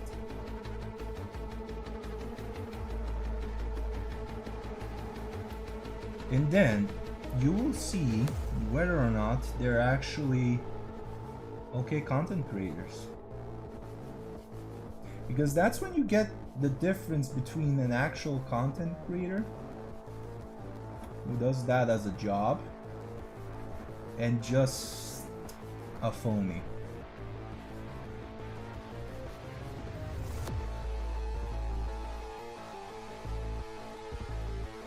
And I already know the answer, by the way.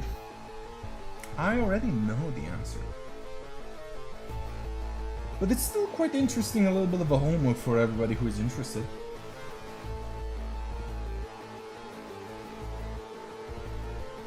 It's still great homework. Because here's the thing. These types of people are not good people. The Masked Bastard, clear example out of that. He's very inclusive and shit like that. However, if he really is an inclusive person, he would have done his little bit of a research before trying to put a disabled queer person and slander them, basically. And put a disabled queer person homeless.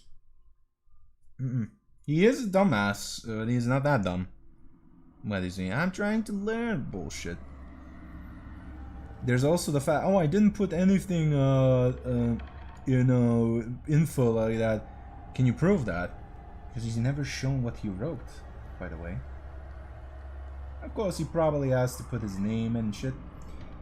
But why would I believe you?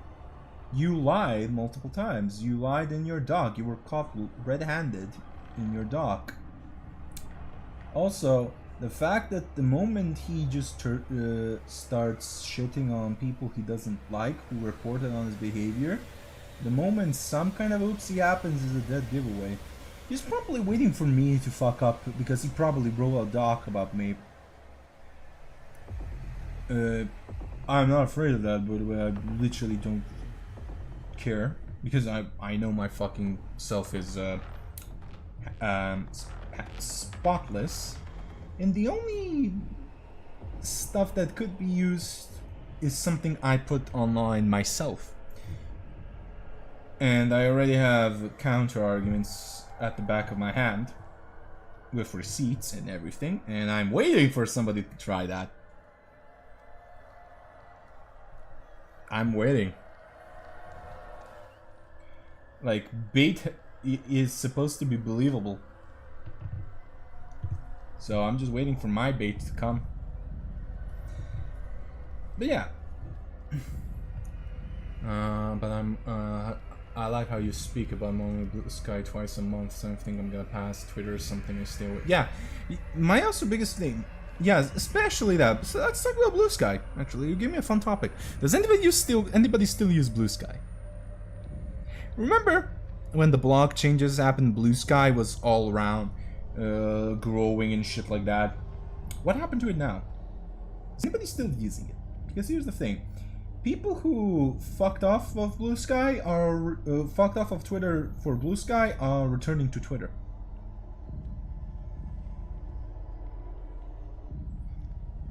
They're returning to Twitter because Blue Sky is the only way for you to grow on Blue Sky. Is sadly being politically brain-rotted at this point. You have to go Elon bad, basically. As a creator on if you're on Blue Sky, you're quite... I don't know what's the word. Fucked. Actions speak louder than words. Yeah, I know.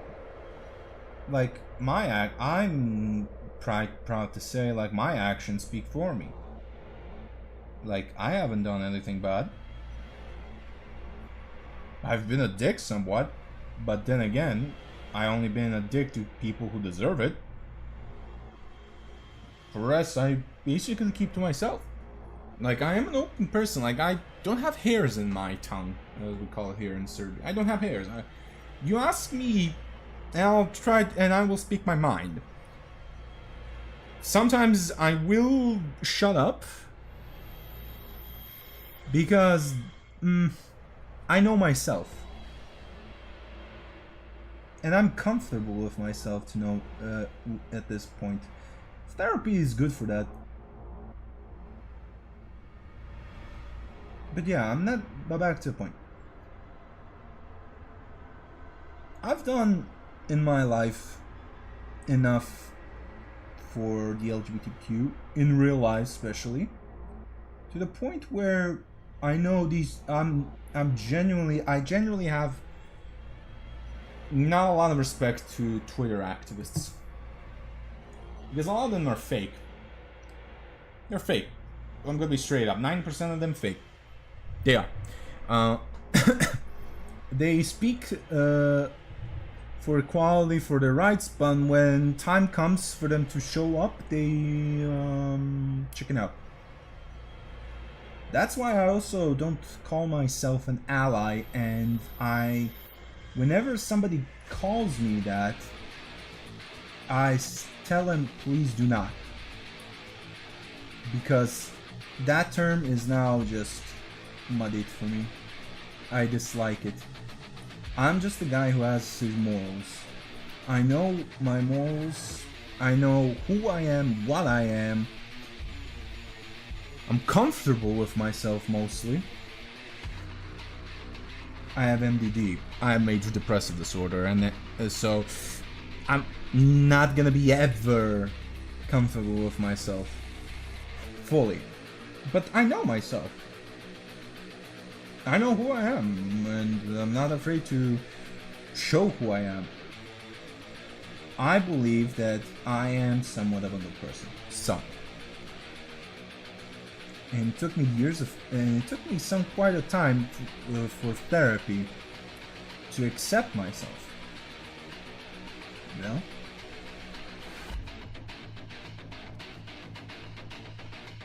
So people can speak about me whatever they want. Free speech, you know. I know who I am, and if it's not slander,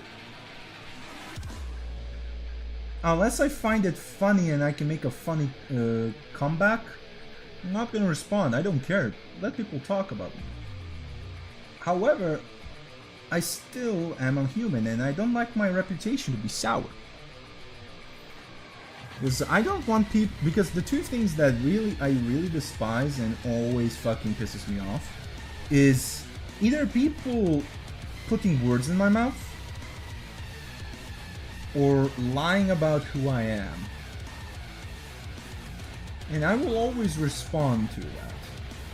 And when I say lie about who I am, I mean the egregious shit.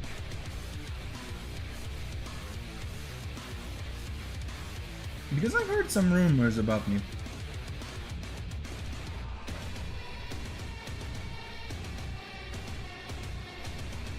And like I said, it's bound to happen, but I generally don't care. But yeah, back to my point. The Twitter activists. Like I said, I was volunteered in a LGBTQ org under a lawyer to help queer people with legal stuff. I was a lawyer's assistant. Because here in Serbia, after you finish your 3rd year, you can volunteer actually to be a lawyer's assistant. You can do volunteer work and shit like that and gain experience, which you can put on your CV, by the way. If you can volunteer and shit like that, people, please do, because it will help you get a job later on in life. That's my advice. I can be wrong because every country is a little bit different, but you get my point. I helped 7 queer people. 2 of them were trans. One case was a trans person attacking a bi person. They are co-workers in a LGBTQ club. And the other one was, and this is my pride speaking, where domestic abuse on a trans girl who was 16 at that time. And I managed, and with me figuring out, because here's the thing with lawyers and stuff like that, it's the assistants who do most of the work. Both for lawyers, prosecutors, judges, it's the assistants who do the most of the work. So if you know somebody who is an assistant to a lawyer, judge, prosecutor, please do buy them a drink, because they are, and I'm gonna be that guy as well. They carry. They carry.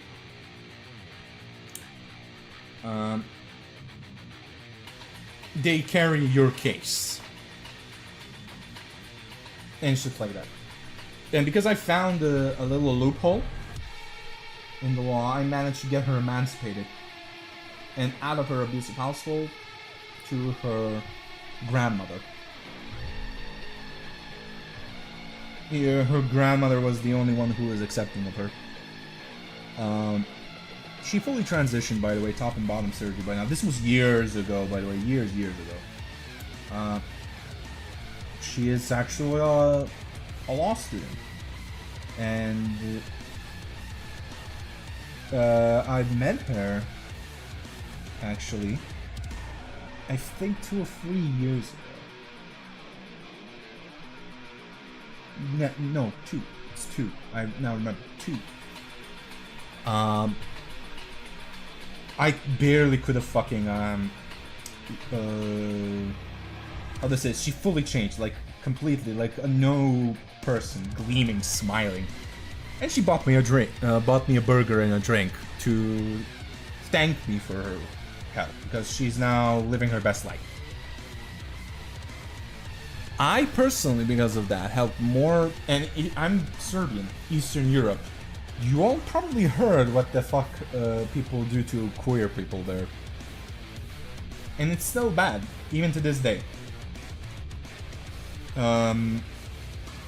So because of that, I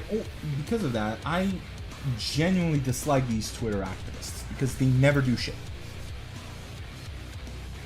Because here's the thing, you can also say, well, how can I help apart from giving a voice? You can volunteer and you can volunteer in LGBTQ orgs. People do not realize how understaffed they are. Like, Sudoku hotlines for queer people, understaffed. They're understaffed. They always look for volunteers. They need them. A lot of orgs need volunteers. You can volunteer like that. Those who do charity work and shit like that, fair game. That's good for you. But when you have done zero jack shit for your community in real around you, I have zero respect for these people. Because all they do is walk the talk, not walk the walk.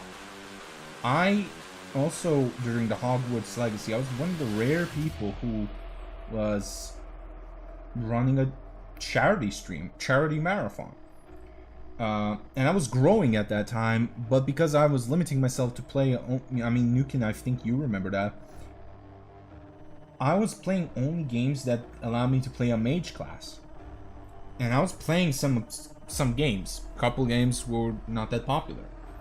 And I used my own, and I did it for months.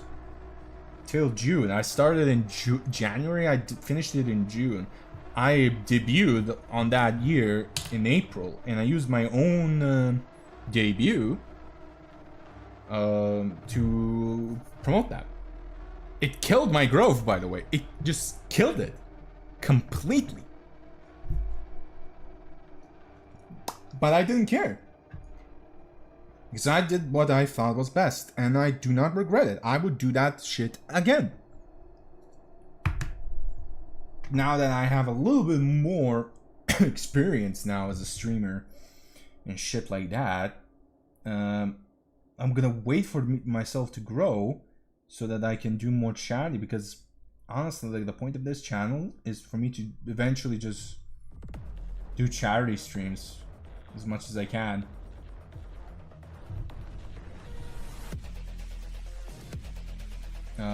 Like, a goal of mine is eventually to create a charity org here in Serbia for sick kids who need surgeries and shit like that.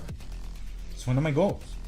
Literally, it's an end goal for me. Like, it's in my bucket list, and I hope eventually one day with this channel I can achieve it. You know, it'd be a part of that achievement. Will it happen? Probably not. But I'm still gonna do it because I'm still a stubborn bastard. I have planned everything, like, literally. Like, why the fuck do you think I'm doing law?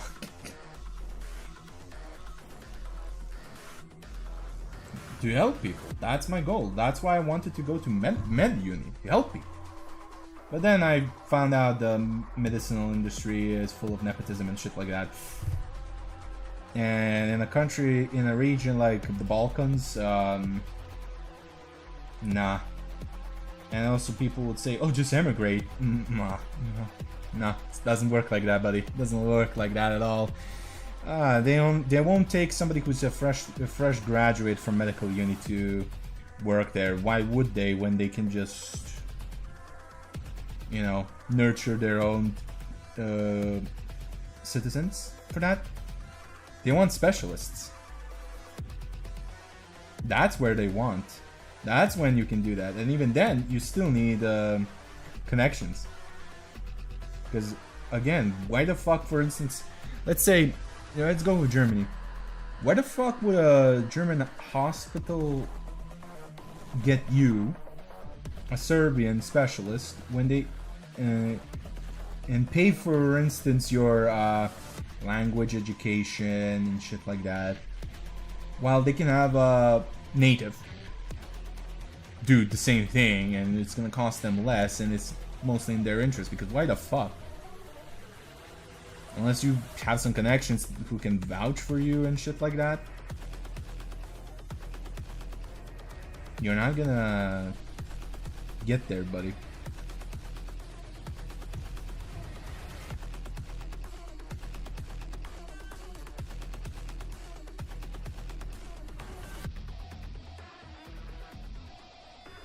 Like, that's the real world. That's what it is. People, a lot of people are naive as well for it, sadly. But you can't explain it to them. Sadly, it's one of those things where you can only you can only learn once you experience it. Nothing else. The only way for people to learn and understand is when they experience it, when they see it for themselves. I've seen it, and that's why I switched to law.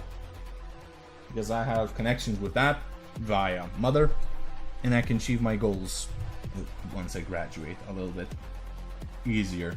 I still have to work my ass off to do it, because well, I'm not gonna let myself get anything handed to me with a silver platter. So I'm gonna work my ass off to get there and keep it that way, because I have a goal, sorta, and I'm gonna achieve it, or one of them at least. Oops, sorry, off camera.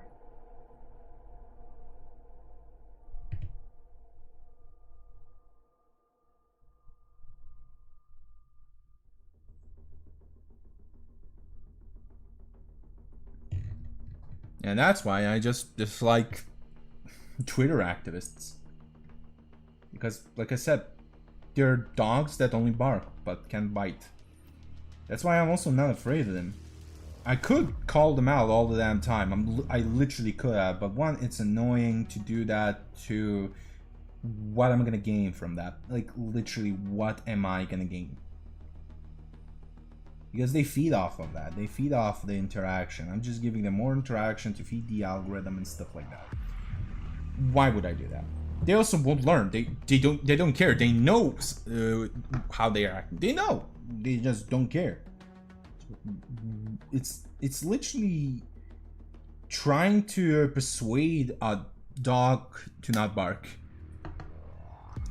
It's something like a logical fallacy. Like, why are you trying to persuade a dog to not bark? It's gonna bark. It's in that nature. It's in their nature. They crave attention. They want to do it to make themselves feel, because they have an inferiority complex or trauma, or both, and they want to make themselves feel good because they can't achieve something. So they're taking the low-hanging fruit, the easiest way out. You know, I could have fucking grown tremendously if I was basically going full on politics and stuff like that. I could have, but why? I know how to play the game. I could probably play the game 10 times better than those VTubers who do that. I'm not gonna mention their name because, like I said, I know what they want. I'm not gonna give it to them. For those who know a little bit about VTubing, they know who I'm implying. But why? I'm not gaining anything, and it's in my interest to gain something out of it.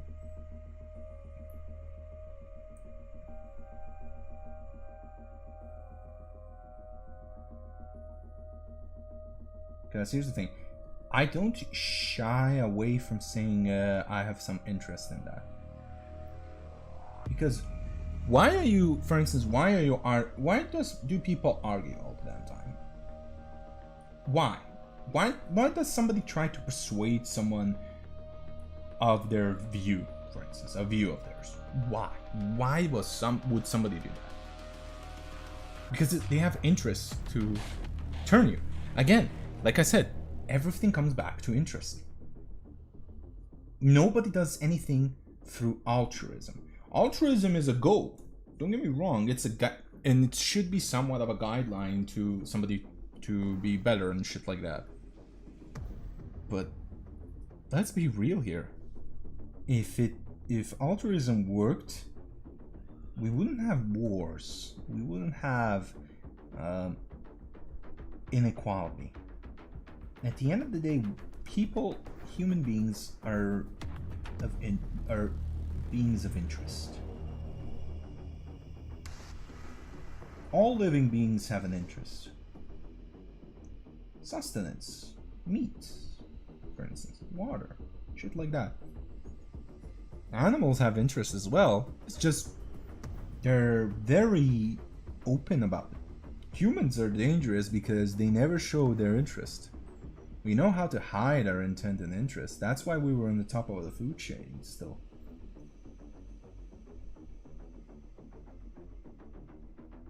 You know?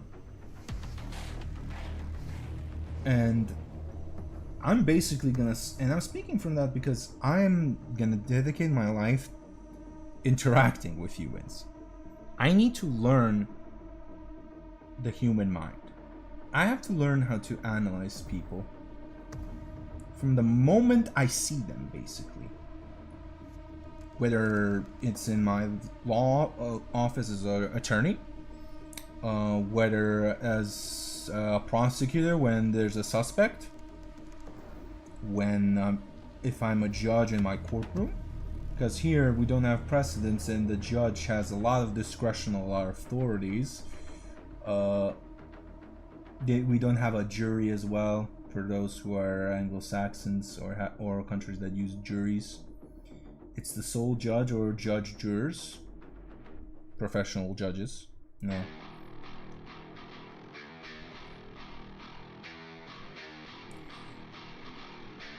So I will basically always look at humans. I will always interact with humans. That is my job, and I have to learn how the human ticks. There's a lot of psychology, not just in, and by the way, this isn't just in criminal law, but in every branch of law.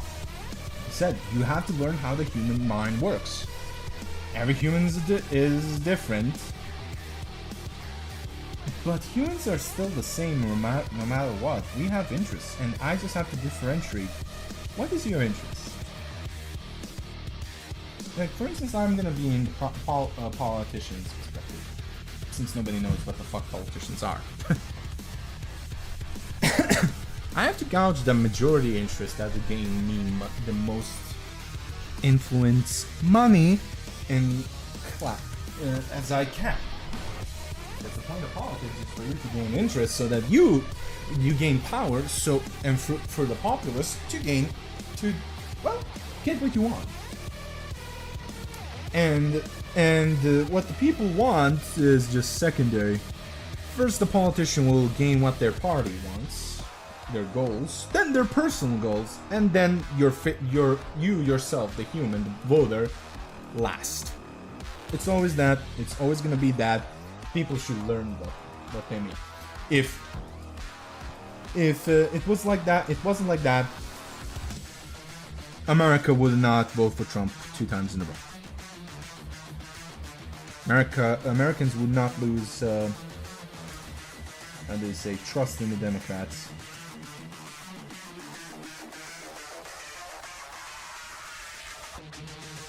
And I'm speaking from the perspective of a Serb who has family in the US, so I know kinda the political landscape there.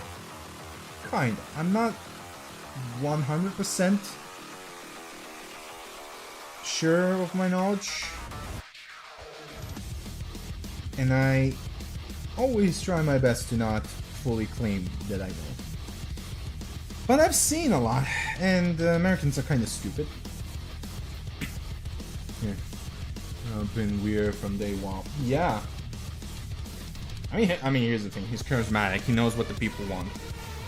Like, I'm sorry, but you don't get voted like him twice in a row without knowing what the voters want. The point is you gain the majority of votes. And that means you gotta persuade the majority of people. People were having a meltdown on Twitter, but that just shows me that they didn't know their country at all. Like, I know America better than them, apparently.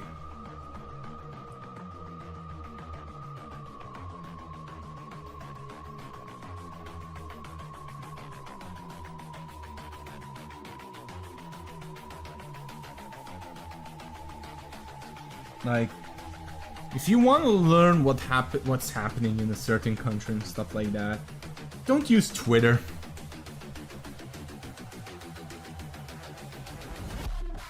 The internet also can give you so much knowledge about shit like that, but it doesn't mean shit compared to if you compare it to talking to the people who live there, who were born there, who understand their country, why and shit like that happens. Like, at the end of the day, like I said, it's interest. And the party who wins is the party who persuades the majority.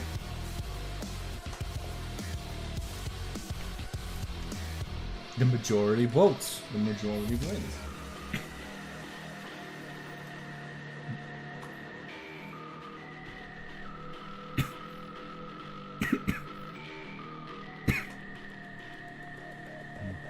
Crocodiles more than humans because he knew the crocodiles want to do it to humans. Yeah. You're telling me. I was trying to stay away from. No. Sorry, I was just reading chat. I was too busy like painting and not reading chat. My apologies, but it's still like I want to give you all somebody who is some little thoughts and shit like that from someone who understands a little bit more of the human than some random VTuber on Twitter. Like let's and also I'm gonna give you all also another advice. Don't blindly believe people. Just because they have tens of thousands of followers doesn't mean they're right. And also, there's also another thing. It doesn't mean they're not lying. Because here's the thing with the masked bastard. He doesn't lie per se. Like, lie. It's lying through omission. That's the type of people we're talking about, what they do. Lie by omitting. It's the safest way for somebody who is lying to fucking get themselves an easy out of jail free card. Because you can just say, oh, I just forgot. Or I didn't know. Because here's the thing. How can you prove that they didn't know?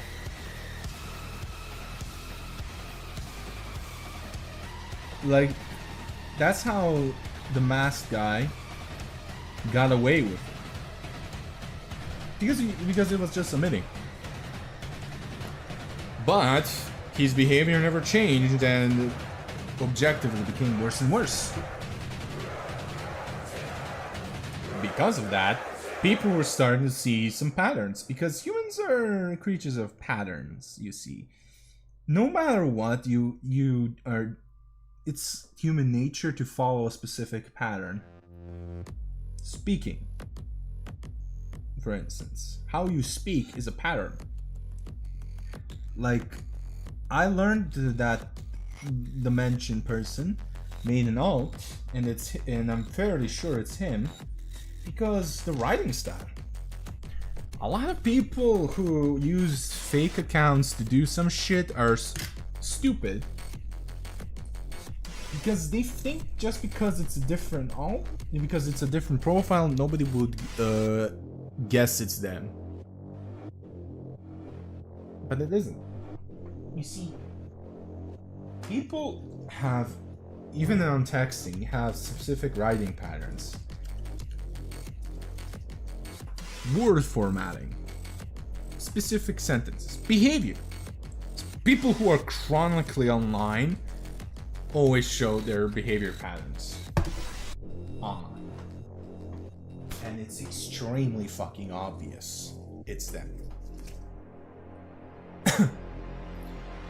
No, I mean on Twitter, let's say.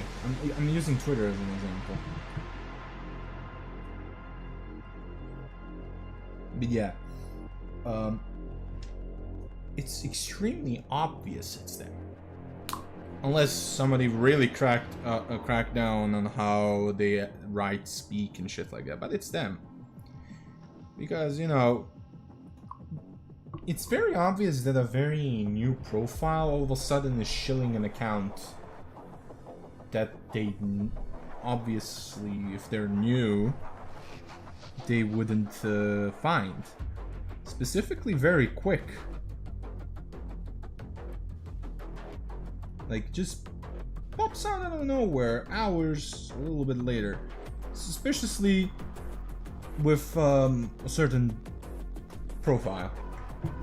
And then when shown that this person is somewhat bad and credence that nobody should believe, you just skirt around the topic, like the same way that the person who people are suspecting their alt do. Really, brother?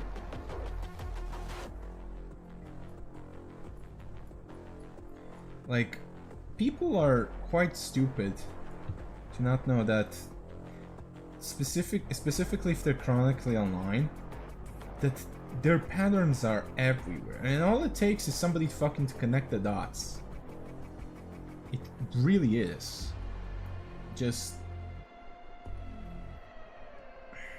I don't know, mind-boggling in a way. But yeah.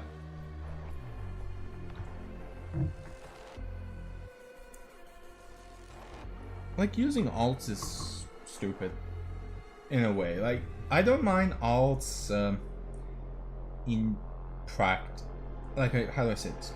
I don't mind alts by themselves. Alts are alts. Sometimes you wanna, you know, make some separate stuff different from your main, or you wanna retweet some stuff, or in general look at some stuff and you don't want this and that. Making, for instance, if you're a content creator, two different alts for different channels, perfectly understandable. It's when you start acting like a fucking dickhead, like an actual bellend. That's where I mind. That's where I genuinely mind that alt. That's because then, to me, you're just a pussy. Like, specifically in that guy's case, where with what happened to Lennox and how it blew up in his face, leading him to lose his sponsorships.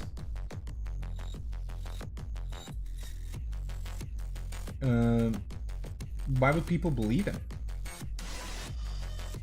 He fled to Blue Sky because Blue Sky is an echo chamber at this point. Like, it's an echo chamber for these types of people. That's why I had to remind myself to use Blue Sky, because at the end of the day, you won't grow there unless, even if you post the game. Like, I at one point was doing better on Blue Sky than on Twitter, and I'm posting the same shit I do on Twitter, but all of a sudden I'm getting more shit on Twitter than on Blue Sky. You know, same shit. I post the same shit. It's just sad, but it's true. You won't do anything on Blue Sky unless you have a good following.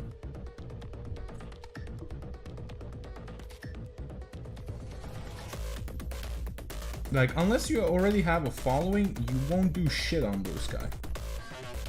Because there's a lack of algorithm, no way to grow.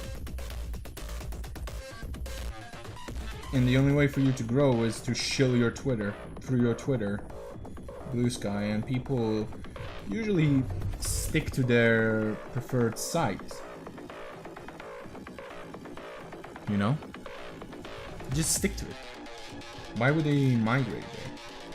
Those people who like my Twitter stuff, there isn't a 100% chance they will watch my YouTube or Twitch. Why would they? They mostly use Twitter, for instance. So why would they do that?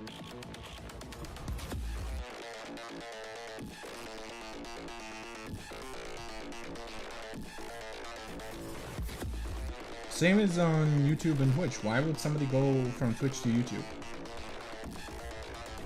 It's their preferred platform. Like I said, humans are creatures of habit.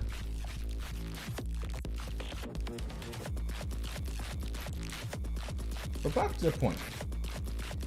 Master Boy really thought he was slick making that little profile. I think he still thinks that nobody can guess it's him. Because he has an ego. He has a massive ego, like, don't get me wrong. But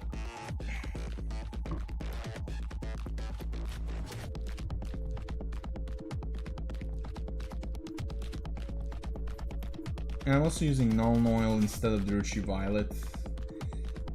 because it's just an ends all be all shade for me.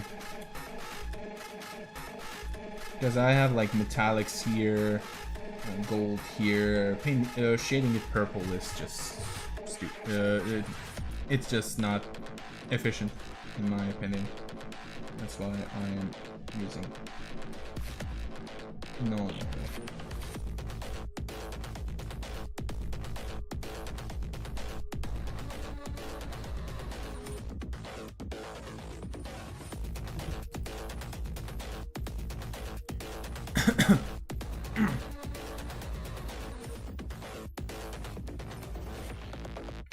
Yeah, I mean, fair enough. Like I said, you do you. Your stuff, your feed, your emotions, your it's your thing, it's your choice. You're a grown-ass person, dude, and you can do whatever the fuck you want. I'm not your dad. I'm not gonna tell you, hey, stay there on Twitter so that you can follow me and stuff like that. Because I'm gonna be honest with you, a lot of fucking content creators have this thought. If they don't, they're lying. They say they don't, they're lying. Because that's how we gain shit. It's a pain, but I'm at least a decent person to admit that and not hide like a bitch. Yeah, back to me shitting on Blue Sky because I'm heavily disappointed in that fucking website. Like, if I didn't have some mates who fully had the balls to switch to Blue Sky, I would delete my Blue Sky. I genuinely would. For instance, if any Chino stopped using Blue Sky and going back to Twitter, I would, for instance, if it wasn't just them, but it's not just them, but I'm giving them as an using them as an example, I would completely and fully delete my fucking Blue Sky. Like, the only thing I get there is if I'm posting miniature stuff. But yeah, they're like, well, you're not posting engaging enough content and shit like that. Okay, how the fuck then I'm getting more shit on Twitter for the exact same thing? Ironically, I'm getting that. Before it was the opposite, but now it's just that. It's because the hype died down. And Blue Sky prides itself on having no algorithm, but at the end of the day, I think because it's doesn't have an algorithm, it's gonna eat it. It's gonna bite it in the ass. Because here's the thing. Why did YouTube become popular?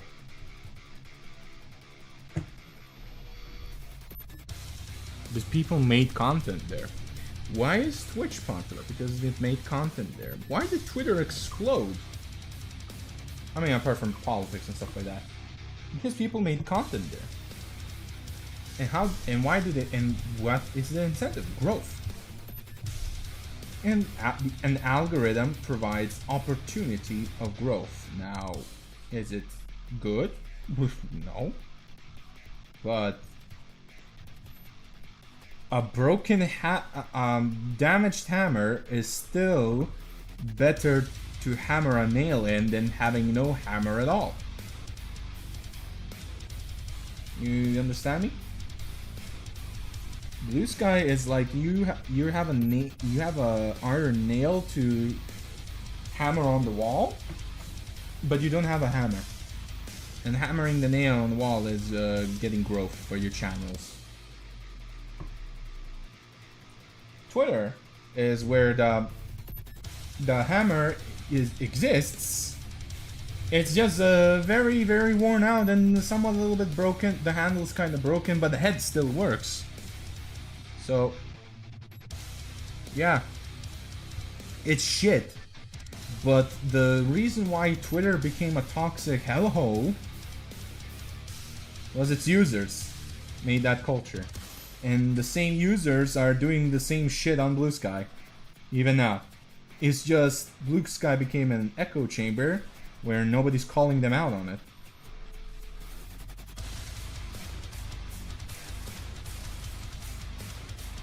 Like, why do you think the Master Boy continued his slander towards Lennox on Blue Sky, not on Twitter.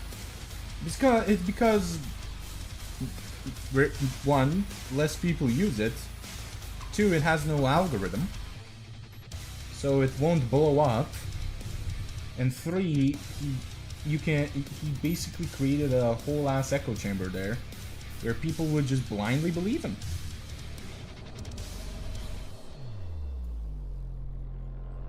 And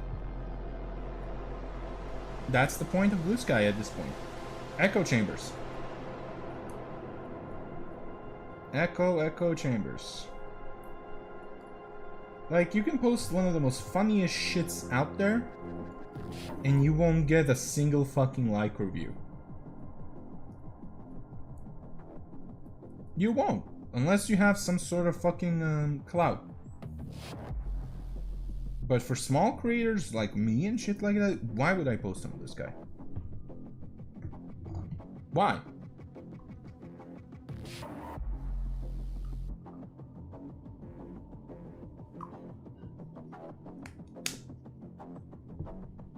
I'm giving you all the perspective of a small creator, because I am a very, very tiny small creator. Why would I post that?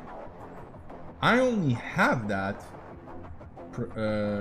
account at this point to, one, stop anybody claiming my name and impersonating me there. Two, because I know people, some who fully moved there. And I have massive respect to them. They stuck by their word.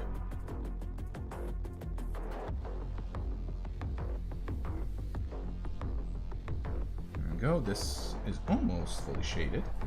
I just have to shade the inside of the sarcophagus. But yeah, like, why? Apart from that, why? You won't grow there if you're as small as me. You can make engaging content, but nobody will do shit. Why? Because there's a mentality of, and Elon Musk is a cunt. Yeah, I'm gonna fully straight out that say that. But unless you write Elon bad, Trump bad, insert Twitter, yes, remember Twitter. Unless it's you're doing something very unless it's something in the current popular opinion, you won't grow. It's shit. It's just shit. They have to create an algorithm. It's not that hard to make a different algorithm.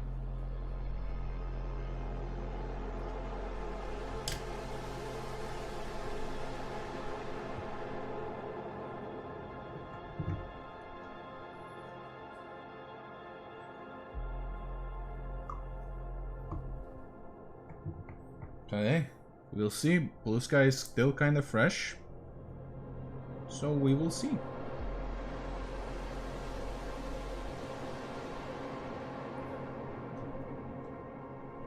Okay. Now this. Like, I hope, like I said, I don't want Blue Sky to shut down. I want an alternative to Twitter because I am anti-monopoly. Having competition is good for anything because it promotes growth. Not having that is one way for having nothing changed. There will be no growth, nothing.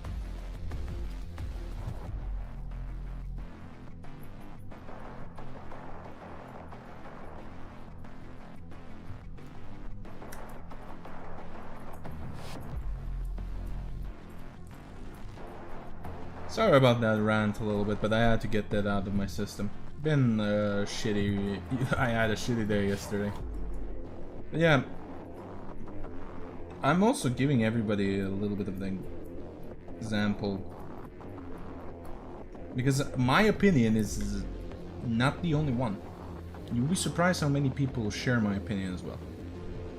A lot of people like the Blue Sky, the concept of it. They do. But I don't know. They had the opportunity But somehow they squandered it. Because now at this point it will only grow when Elon makes another fuck up. Like the people the most, like for instance Marina VT. She's back on Twitter. Even though she said that she is she's ditching Twitter because Elon. Right? She said that, that's her excuse. And she kept the Twitter profile solely that nobody impersonates her, steals her ad. Fair enough. Fair enough, I get that. I understand that. But why the fuck are you still tweeting? Why are you back now on Twitter? I mean, I know why. It's because she has 36k compared to how many? Like a sixth of that following on Blue Sky. She has more reach on Twitter. And she always was a self-interest person. Always. She cares about numbers at the end of the day. Now, I basically told people in private, she's gonna be back. Seeing how Blue Sky didn't necessarily change anything.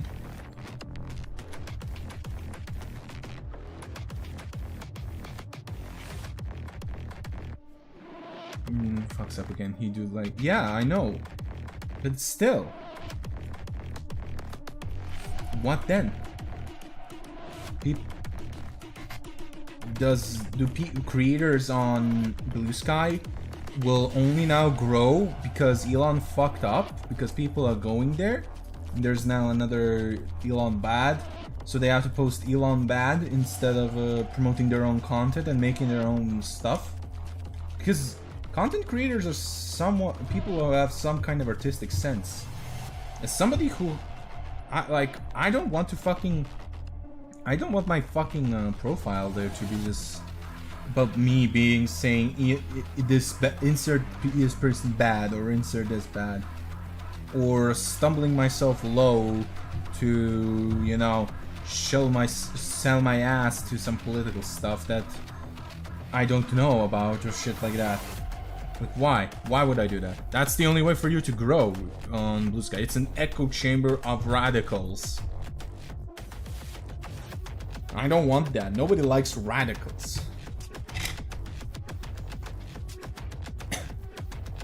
Better out than in, let's say. Yeah, but then where? Because here's the thing, you can... Sure, yes and that. But if it's... is it the smart decision? Because here's the thing, the right decision isn't the one that is the good one. And when I say good, I mean the morally good one. The morally good one. You get my point?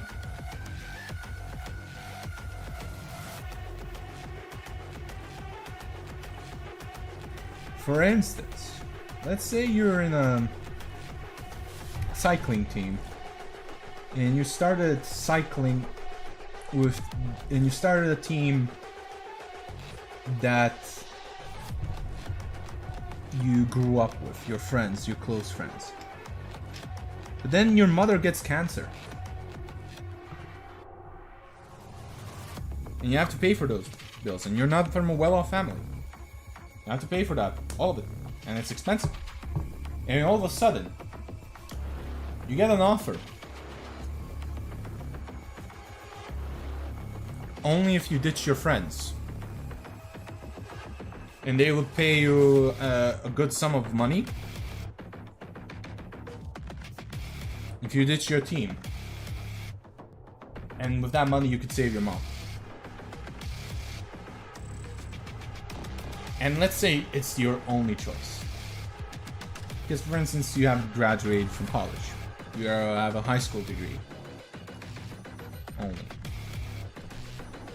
Like the majority of people in the world do.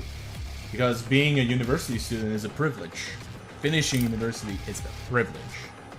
Not everyone can get into university, let alone graduate from there. The best choice you have yourself is that you have to do that. Because either if you don't, your mom is gonna go. Most people will take that. Because at the end of the day, for them, it is the right choice. But it's not a morally good one. That is life. That is life. And here's that. This is the part where I say I don't sugarcoat my thoughts. I am somebody who has a very big moral compass. At the end of the day, I'm not stupid. I know life. I experienced life's bullshit myself. You sometimes have to make a choice.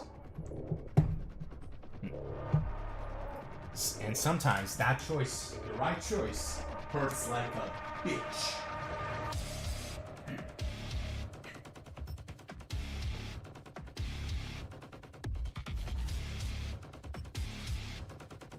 And I gave out a specific example, a small example. Doesn't mean that every time every person in that position can't say no. Some can. Some genuinely can. But some can't. Do you know how many people, who's the main culprits of theft? People with low income.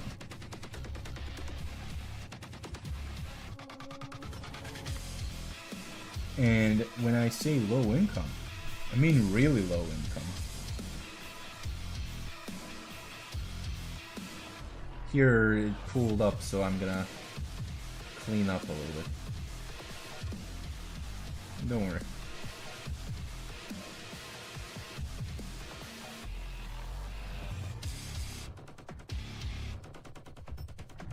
Yeah, low income. Yeah, I mean, good points. Yeah, exactly. So, now back to the original topic. Why the fuck do you think big streamers and content creators are still on Twitter? Why haven't they fully gone to Blue Sky? And if they have a Blue Sky profile, why aren't they posting it as frequent as on Twitter? Why? I'm gonna give you a YouTuber example.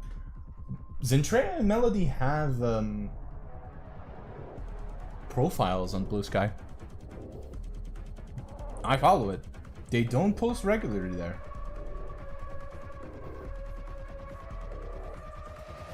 Not as like they do on Twitter.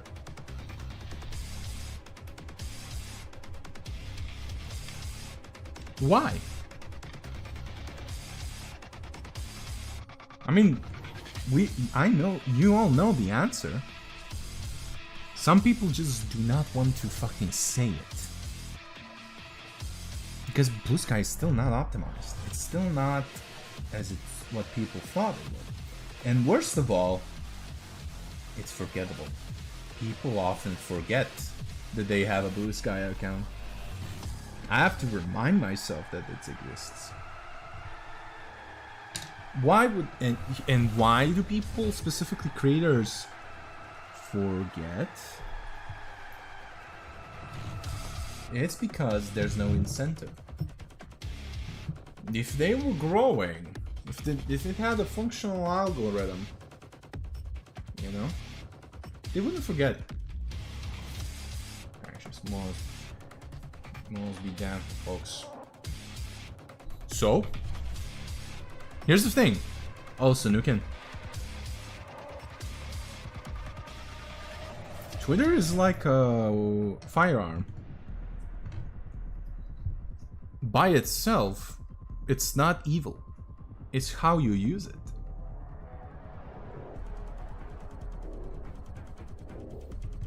Elon owns it, but he can't do whatever the fuck he wants with it. By the way, I'm gluing. You know?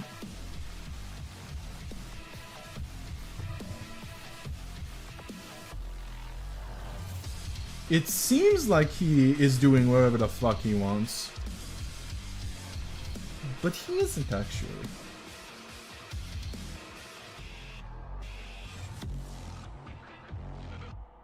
Because he has shares, he has shareholders to appease.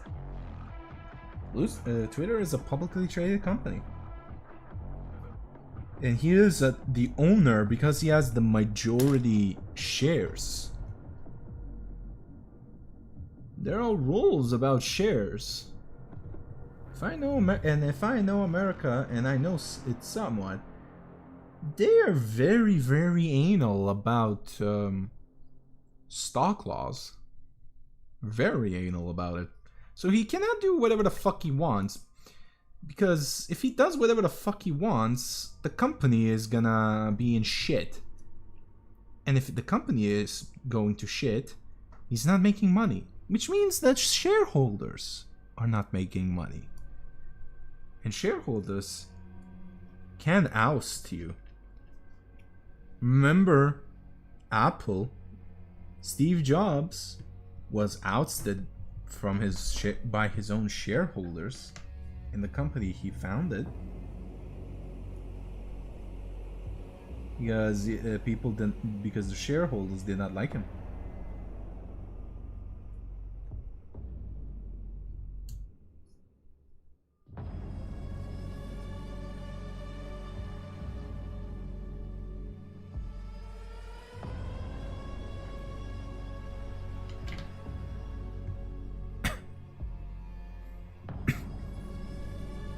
Yes, it is. So he cannot do whatever the fuck he wants, my guy. And also, let's not forget, Twitter is a shithole. And it was always a shithole before Elon came in. It's because it was a shithole because of the users. The previous owner, well, nobody's complaining about how about him. Well, they did, but people forgot because Elon is more popular. But Twitter was always a shithole, my dude. Always. Always will be. Because the culture there is like that.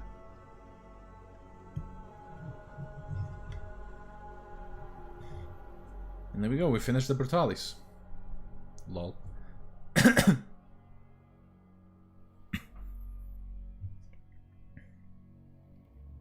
Let me see. I mean, the camera makes it look worse than it is, but in person it's much better.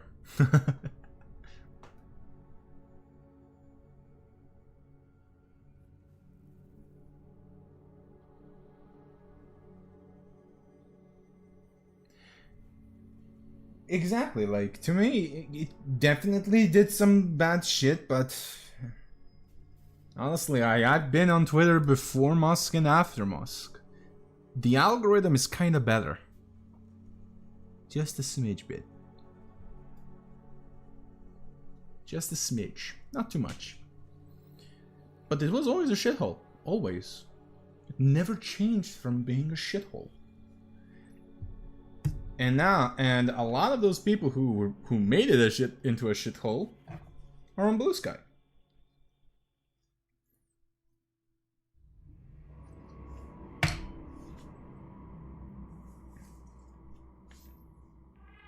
Like, for instance, Noah Samson, a very hard, radical lefty, who is not afraid of falsely accusing you of being a pet, or organize harassment campaigns, and literally send you death threats, was banned from Twitter. He's active on Blue Sky. With a 30k following, almost. Remember, this person likes to send death threats, organize hate brigades to people he doesn't like, falsely accuses you of being one of the most horrible person out there. And people on Blue Sky follow him a lot.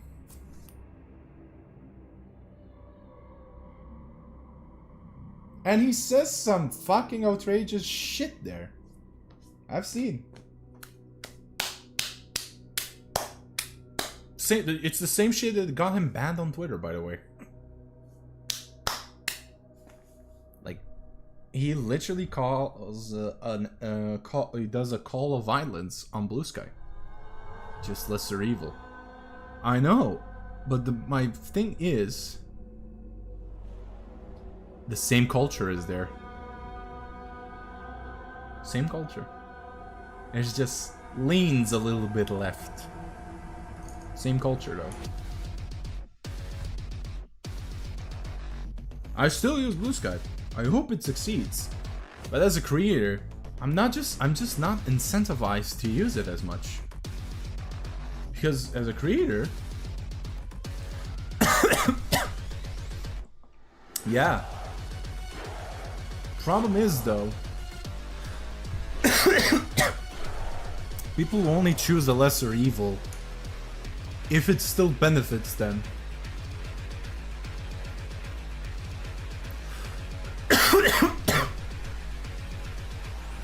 Because at the end of the day, I'm not losing anything while being still on Twitter. I'm not. That's trick. A lot of people say better to know the devil that you don't know, which is true. However, in picking lesser, however, it all comes down to benefits at the end. So people will only choose the lesser evil because there's still a benefit. But what if you gain no benefit from that?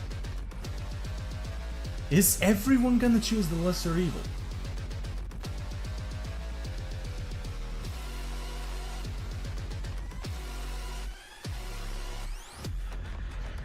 Because, in my case, the devil that I know is Twitter. I don't know Blue Sky. I don't know if Blue Sky will still be around as much. You feel me? Because there's no news about Blue Sky. I don't think it's even the most downloaded platform anymore.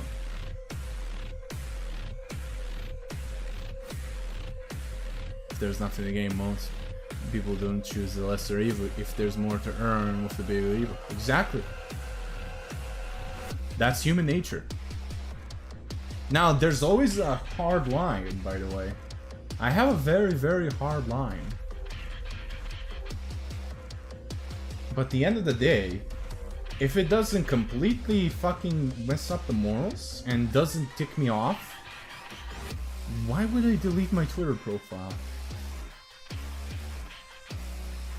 Did saying deal with the devil exist for a reason? Yes, it does.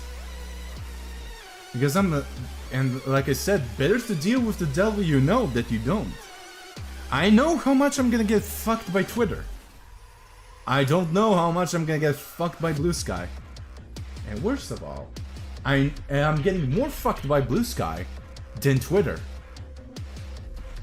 So why would I still be on Blue Sky? You see what I mean? You have two devils. The lesser devil in this case is fucking you more than the bigger one. Up to you, I say. I know. But I'm giving you an example, by the way, of people, the bigger creators who are still on Twitter and use it more than Blue Sky. A lot of people don't think ahead. And the people who don't want you to think really try to play on your morals for that. See what I mean?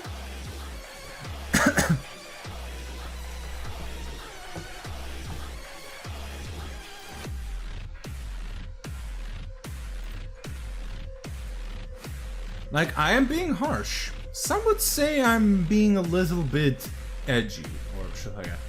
But I'm being real. Like I said, I'm not gonna sugarcoat my words about this stuff. You can disagree with me. Your choice. I'm not gonna be mad. At all. Because this is this is a topic or whatever, which you can agree to disagree. You completely can. I gave my opinion, you have your opinion. Don't believe it? You don't agree? Fair. Because there's arguments for Blue Sky as well. But at the end of the day, it's still not a good site. There's still people causing shit. There are hate brigades far more than on Twitter. You know? There's a lot of fucking disinformation on Blue Sky as well. A lot.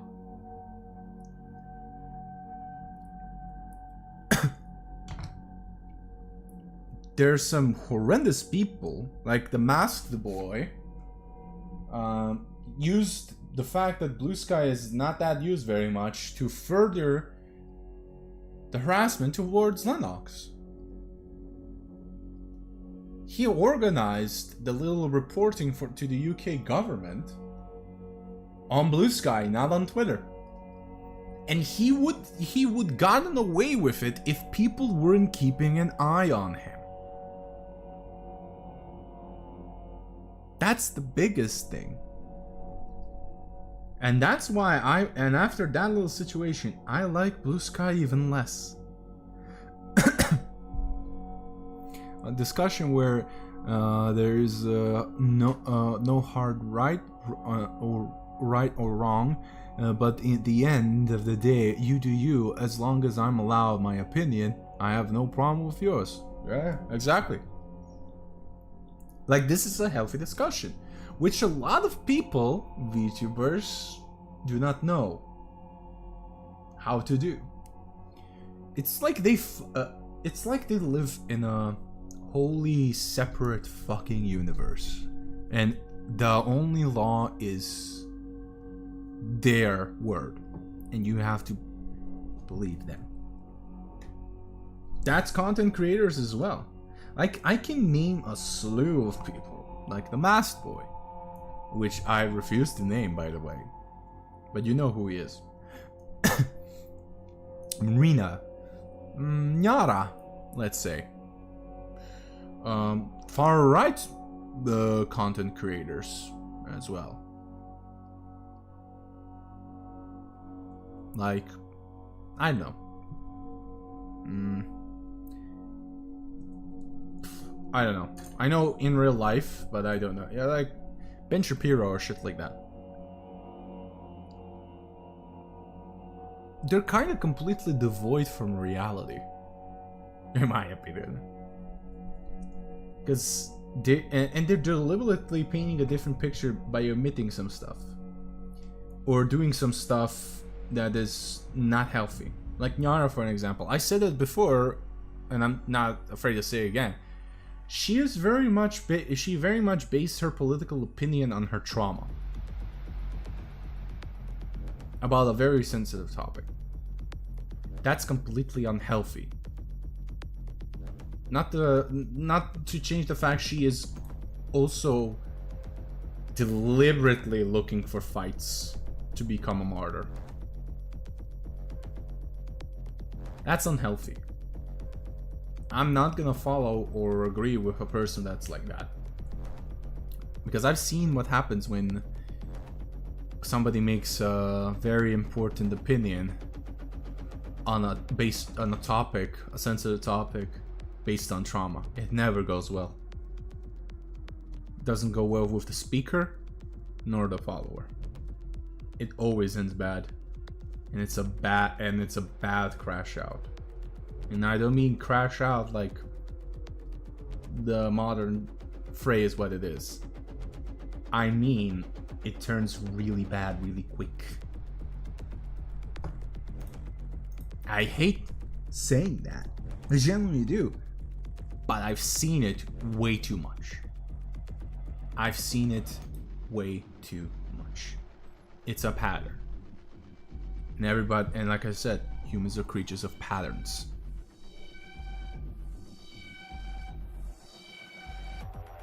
Not a good look. I also, like, for instance, don't like... Hey, Deflog. I also don't like the... What's the YouTuber called? Kirsch. I don't like how she very much digs into stuff without researching. And she does that a lot. And a lot of people literally see her word as law. I don't like that.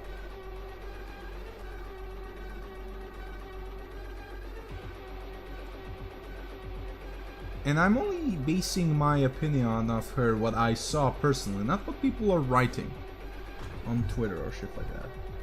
Because why? Because here's the thing. A lot of people don't understand that people lie. And then they get surprised that their favorite spokesperson lied. You know the meme? People are lying on the internet? Yeah, of course. When somebody has a fucking agenda, and if the and you can see that if you're not brain dead, why wouldn't they lie? Especially politically charged opinions. Let's say that. Why wouldn't they lie? After all, politicians like to lie a lot. Why wouldn't they lie? Just because they're not a professional politician? Do you give me a counter argument of that? Because if you think they don't lie, you're bullshitting. Like, I could be lying, for instance, as well. Even if you personally know me and shit like that, doesn't mean the fact that I doesn't change the fact that I might be lying.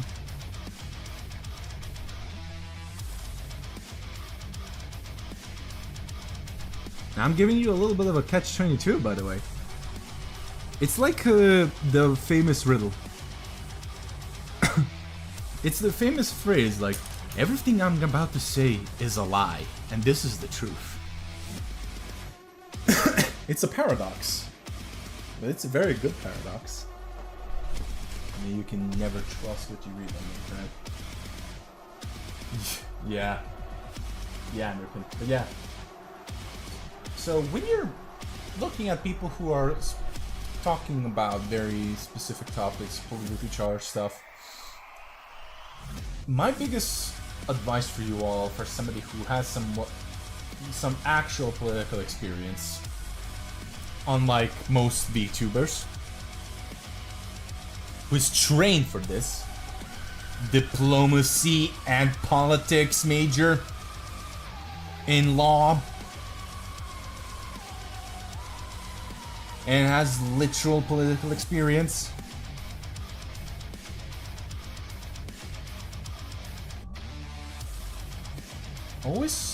Always go from the, and it's always help to have a healthy amount of suspicion.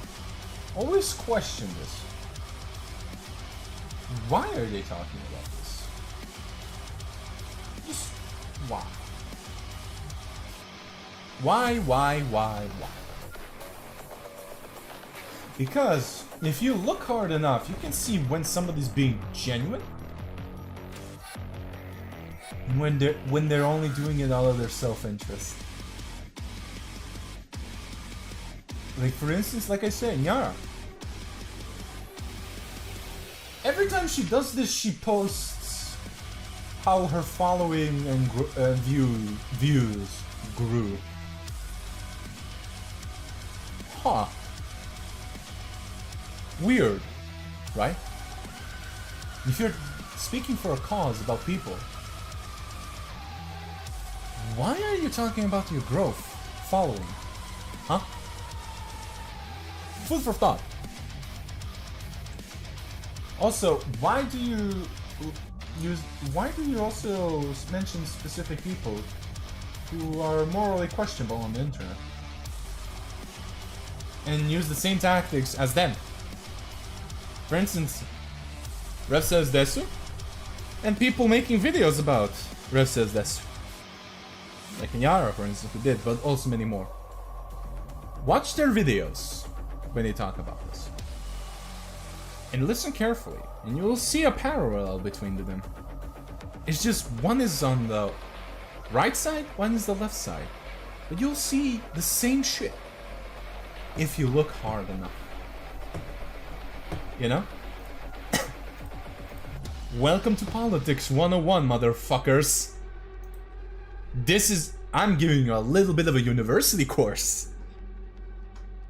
Alright? Like I said in the beginning. Interest.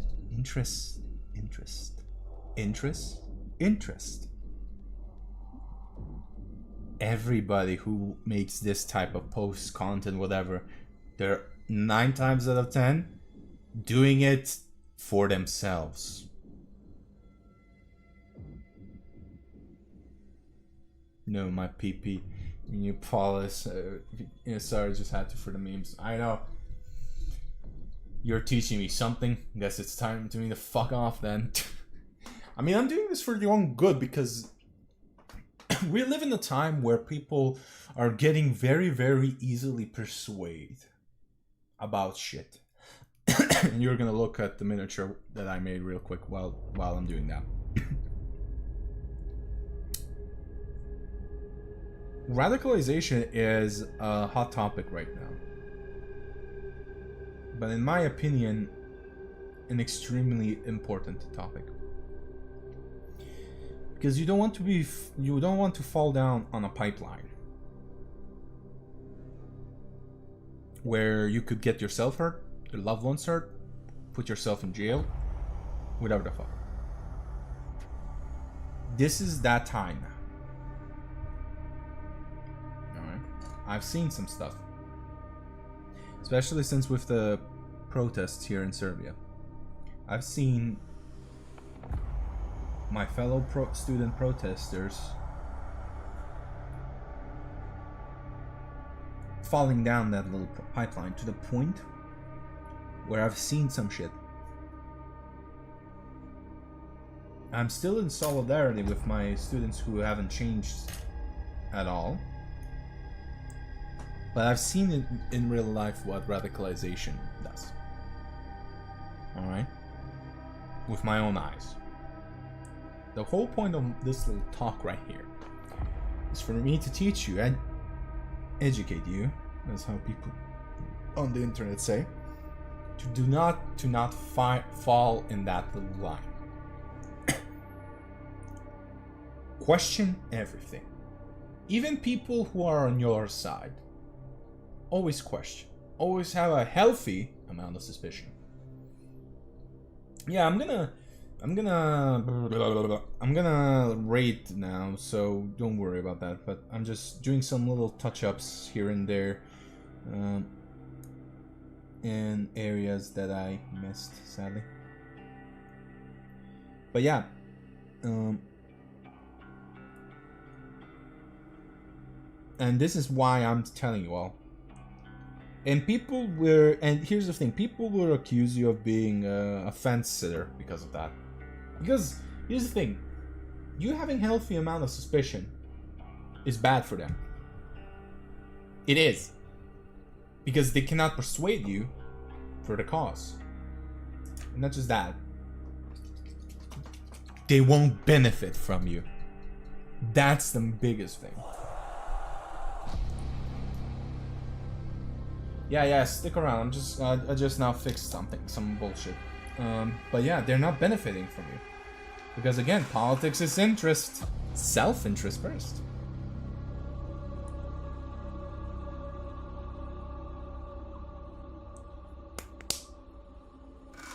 Hey, Pato. I just finished the painting and we're gonna raid out. I'm just doing a wee bit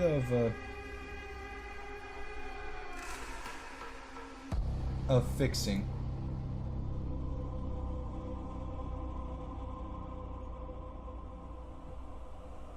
Just a wee bit.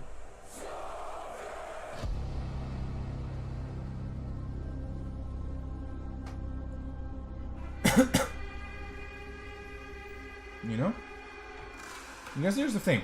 When you're actually looking, and they know this, when you're actually looking at them, you know, you're gonna see that they are... Oh yeah, I'm, the headcanon is, this guy was like a captain or a sergeant that used 2 claws, a veteran sergeant, let's say at minimum. So he has like golden claws. Yeah. I'm giving everybody a little bit of an education as well, because I've seen some shit, and then I've seen people on the VTubing sphere doing that, and I'm like a guy who doesn't mince his words about that. When you're being called a fence sitter for genuinely having a healthy dose of skepticism, that's because they're pissed off that they won't benefit from you 9 times out of 10. Either that, or they're so brain rotted, they're full on tribalism. You know, us versus them, which is a very bad thing. It doesn't promote anything. It just promotes more chaos. Like, at the end of the day, TLDR, think for yourself. Have always a healthy dose of skepticism. Healthy dose. Don't believe people on Twitter. Like, don't. Especially don't believe people who don't have a fucking education in the field they're talking about. Like, there's some stuff that you cannot talk about if you don't have an education in.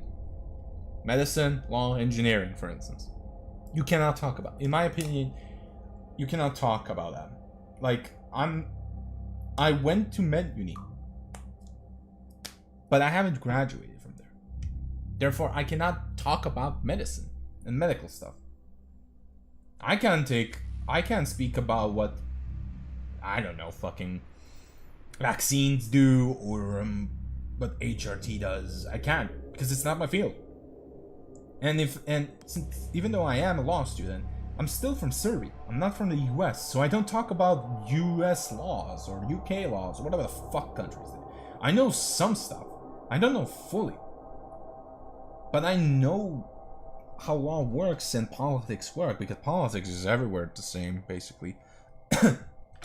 But if somebody is talking about this stuff in the form of persuading you or quote-unquote educating you, don't. It's dangerous.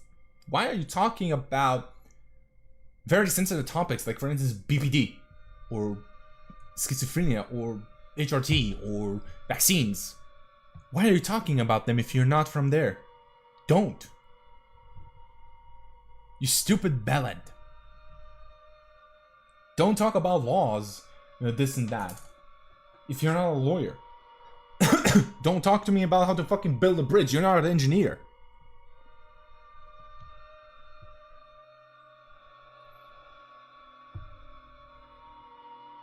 I mean, history is one thing. People can look up the histories and shit like that, but still. You know? It is still like that. And that's my biggest problem with these little fucking wannabe fucking activists on Twitter, VTubers who talk shit, but they're not from that field. Why the fuck is Kirsch talking about some mental stuff? Why the fuck is, I don't know, Nyara talking about hormone stuff? Why? She's not a doctor. Why should I listen to her? Why should I listen to Kirsch talking about very sensitive topics of mental illnesses? Why should I listen? Why the fuck are they talking about that? Get my point? These people are not educated or qualified enough to talk about it. Why the fuck are they talking? I mean, I know why they're fucking talking about it, because it gives them money and views. And clout. It's low-hanging fruit. It's easy. I can talk about fucking American politics, and I definitely can fucking grow more if I do that. But why? I'm not qualified for that, nor I'm interested in it. Like, I have standards. I'm a guy who just talks his fucking brains out while painting or playing games. At the end of the day, I'm still like a fucking human being. And at the end of the day, I'm not fucking brain rotted. People will say, oh, everything's politics. Yes, and everything is law. Like, for instance, you go into a fucking drive-by, you know, a food cart, for instance, and order a Philly cheesesteak. You're technically making... here's an example where everything is law. You're making a contract. You give him money, he gives you food. That's a contract. Food is goods. But I don't see it that way. Even though I am trained like that, I don't want to fucking see it. Why? I'm not brain rotted. It's me buying a fucking Philly cheesesteak. Or a burger.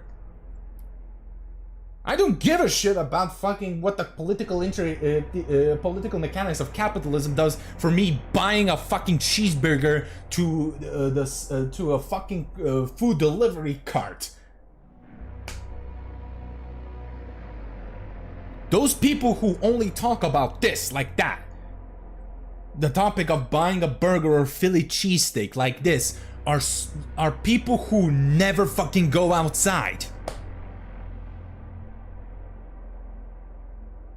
They're people who go to a fucking meeting or something like that, or a social gathering, and they're insufferable. Insufferable in real life. And you think because you think like they don't because it's fucking online, but you forgot internet is not real life.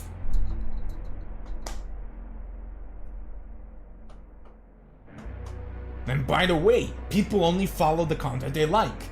So like-minded people will follow like-minded people. So people who are insufferable will follow people who are insufferable. It's literally mathematics. 1 + 1 is 2. And know what you talk about. And I call NPCs games sad horse cock waning limp dick. We are not the same. We both staying on. Oh, you saw my fucking horse legal history short, by the way, huh? But yeah, like for instance, I'm speaking about that because I'm fucking trained in this. I'm educated in this. I actually fucking learned this. I studied. I've read the fucking Das Kapital for to pass the first year of fucking law university. I've read the whole fucking little... No, it's not. It's like this book. I have a copy of it from my late grandfather. It's 3rd edition as well. It's old as shit. But I have it. I've read it. I've read the fucking anarchist cookbook. I've read even the Austrian painter's book because I had to learn all of these ideologies to fucking pass my my sociology course, which is a mandatory subject, and I got that fucking subject, the political ideologies of the modern age: capitalism, fascism, communism. What else? Anarchism. I've read all those. I had to study them in detail. I fucking wrote a paper so well. I was suggested in a fucking international magazine. I still didn't get the fucking part because it was a contest, but I got to fucking there. My paper would have gone into a Europe fucking law magazine. Could have, that doesn't happen, but que sera, sera. I know my shit better than 90% of VTubers on Twitter who speak about this. Or Scott. I mean, I know. But yeah, still, like, I know my shit. I know better than whatever the fuck you think the political VTubers are. And I still don't fucking talk about it all damn time. Nukin, you're a regular here. How many times do I talk about politics? Rare, right? There's a reason why I do, because I know. And I only do it when somebody is being a fucking moron. And it pisses me off. And I've seen this way too many times. Way too many fucking times. I've recently seen the same shit as well. Like, dear fucking God Almighty.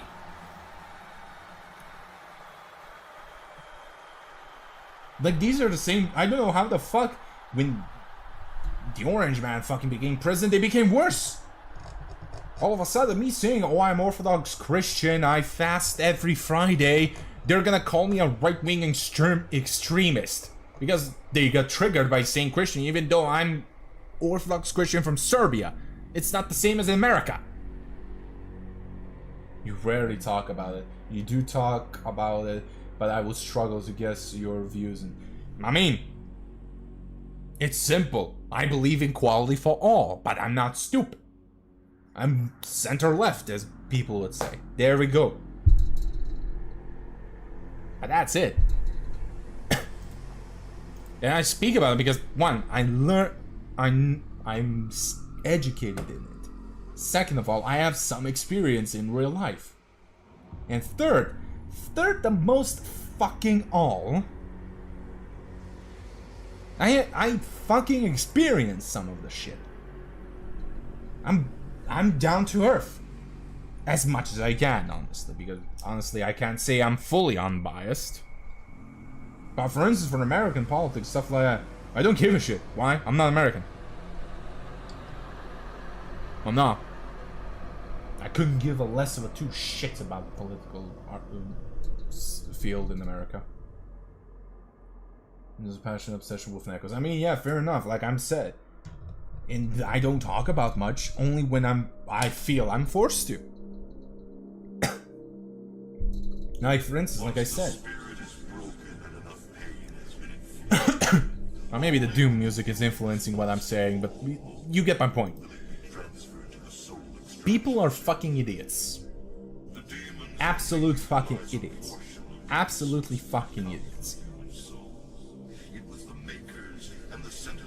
In my fucking talk about this, I'm gonna keep it, I don't care, I'm not gonna delete it, is for you all to start thinking with your fucking brains and not be like my friends who are now fucking facing terrorist charges. Because they tried to fucking block an airport.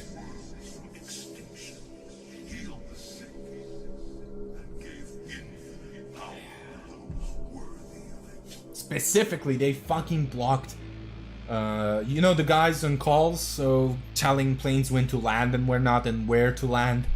Yeah, they blocked those guys from entering in. Half of them. Come on, fucking hell.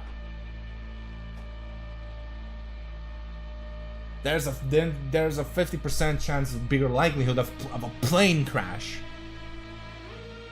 See what I mean by why I feel like I'm forced to? Because my idiot colleagues, some of them, got radicalized.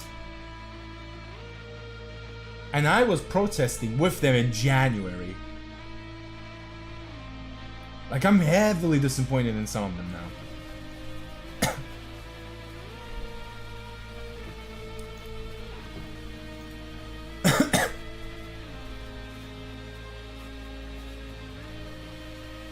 Let me find somebody to raid while I'm at it.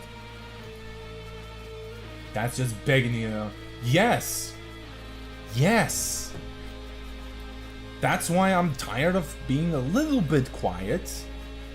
I'm trying to my best to fucking teach you all shit.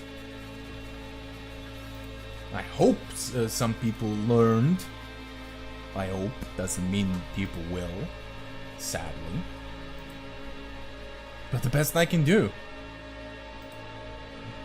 There's also this little fact. Please don't fucking listen to VTubers on Twitter talking about serious stuff. Don't. Think for yourselves. And also, not everything is law or politics. Even though there are connections, doesn't mean that. People saying it's political to be apolitical. It's just that they're just being salty because you're not fucking benefiting them. Come on. I'm tired of that bullshit. Everything is politics, everything is also law, and I'm not saying everything like that. It's only where you don't have you feel like you don't have a choice. But then again, that's the problem of your country, not my problem. I don't give a shit. Fuck off.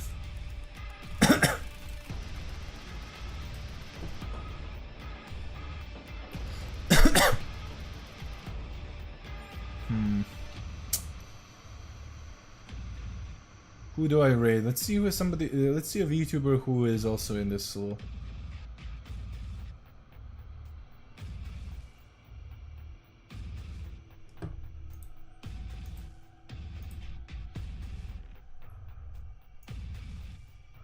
Sometimes I wonder what demonstrants want, because some. I don't know. Nobody knows. Nobody can know. Nobody will get. Nobody will know.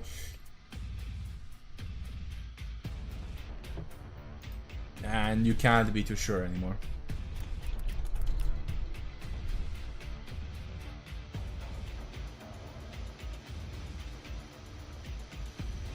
God damn it, not a lot of fucking people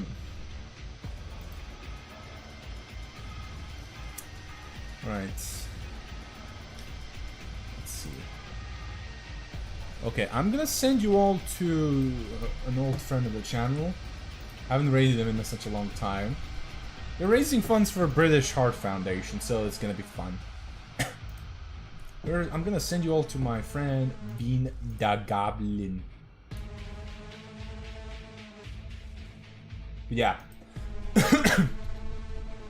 Oh no. Always question everything. That's my point of view.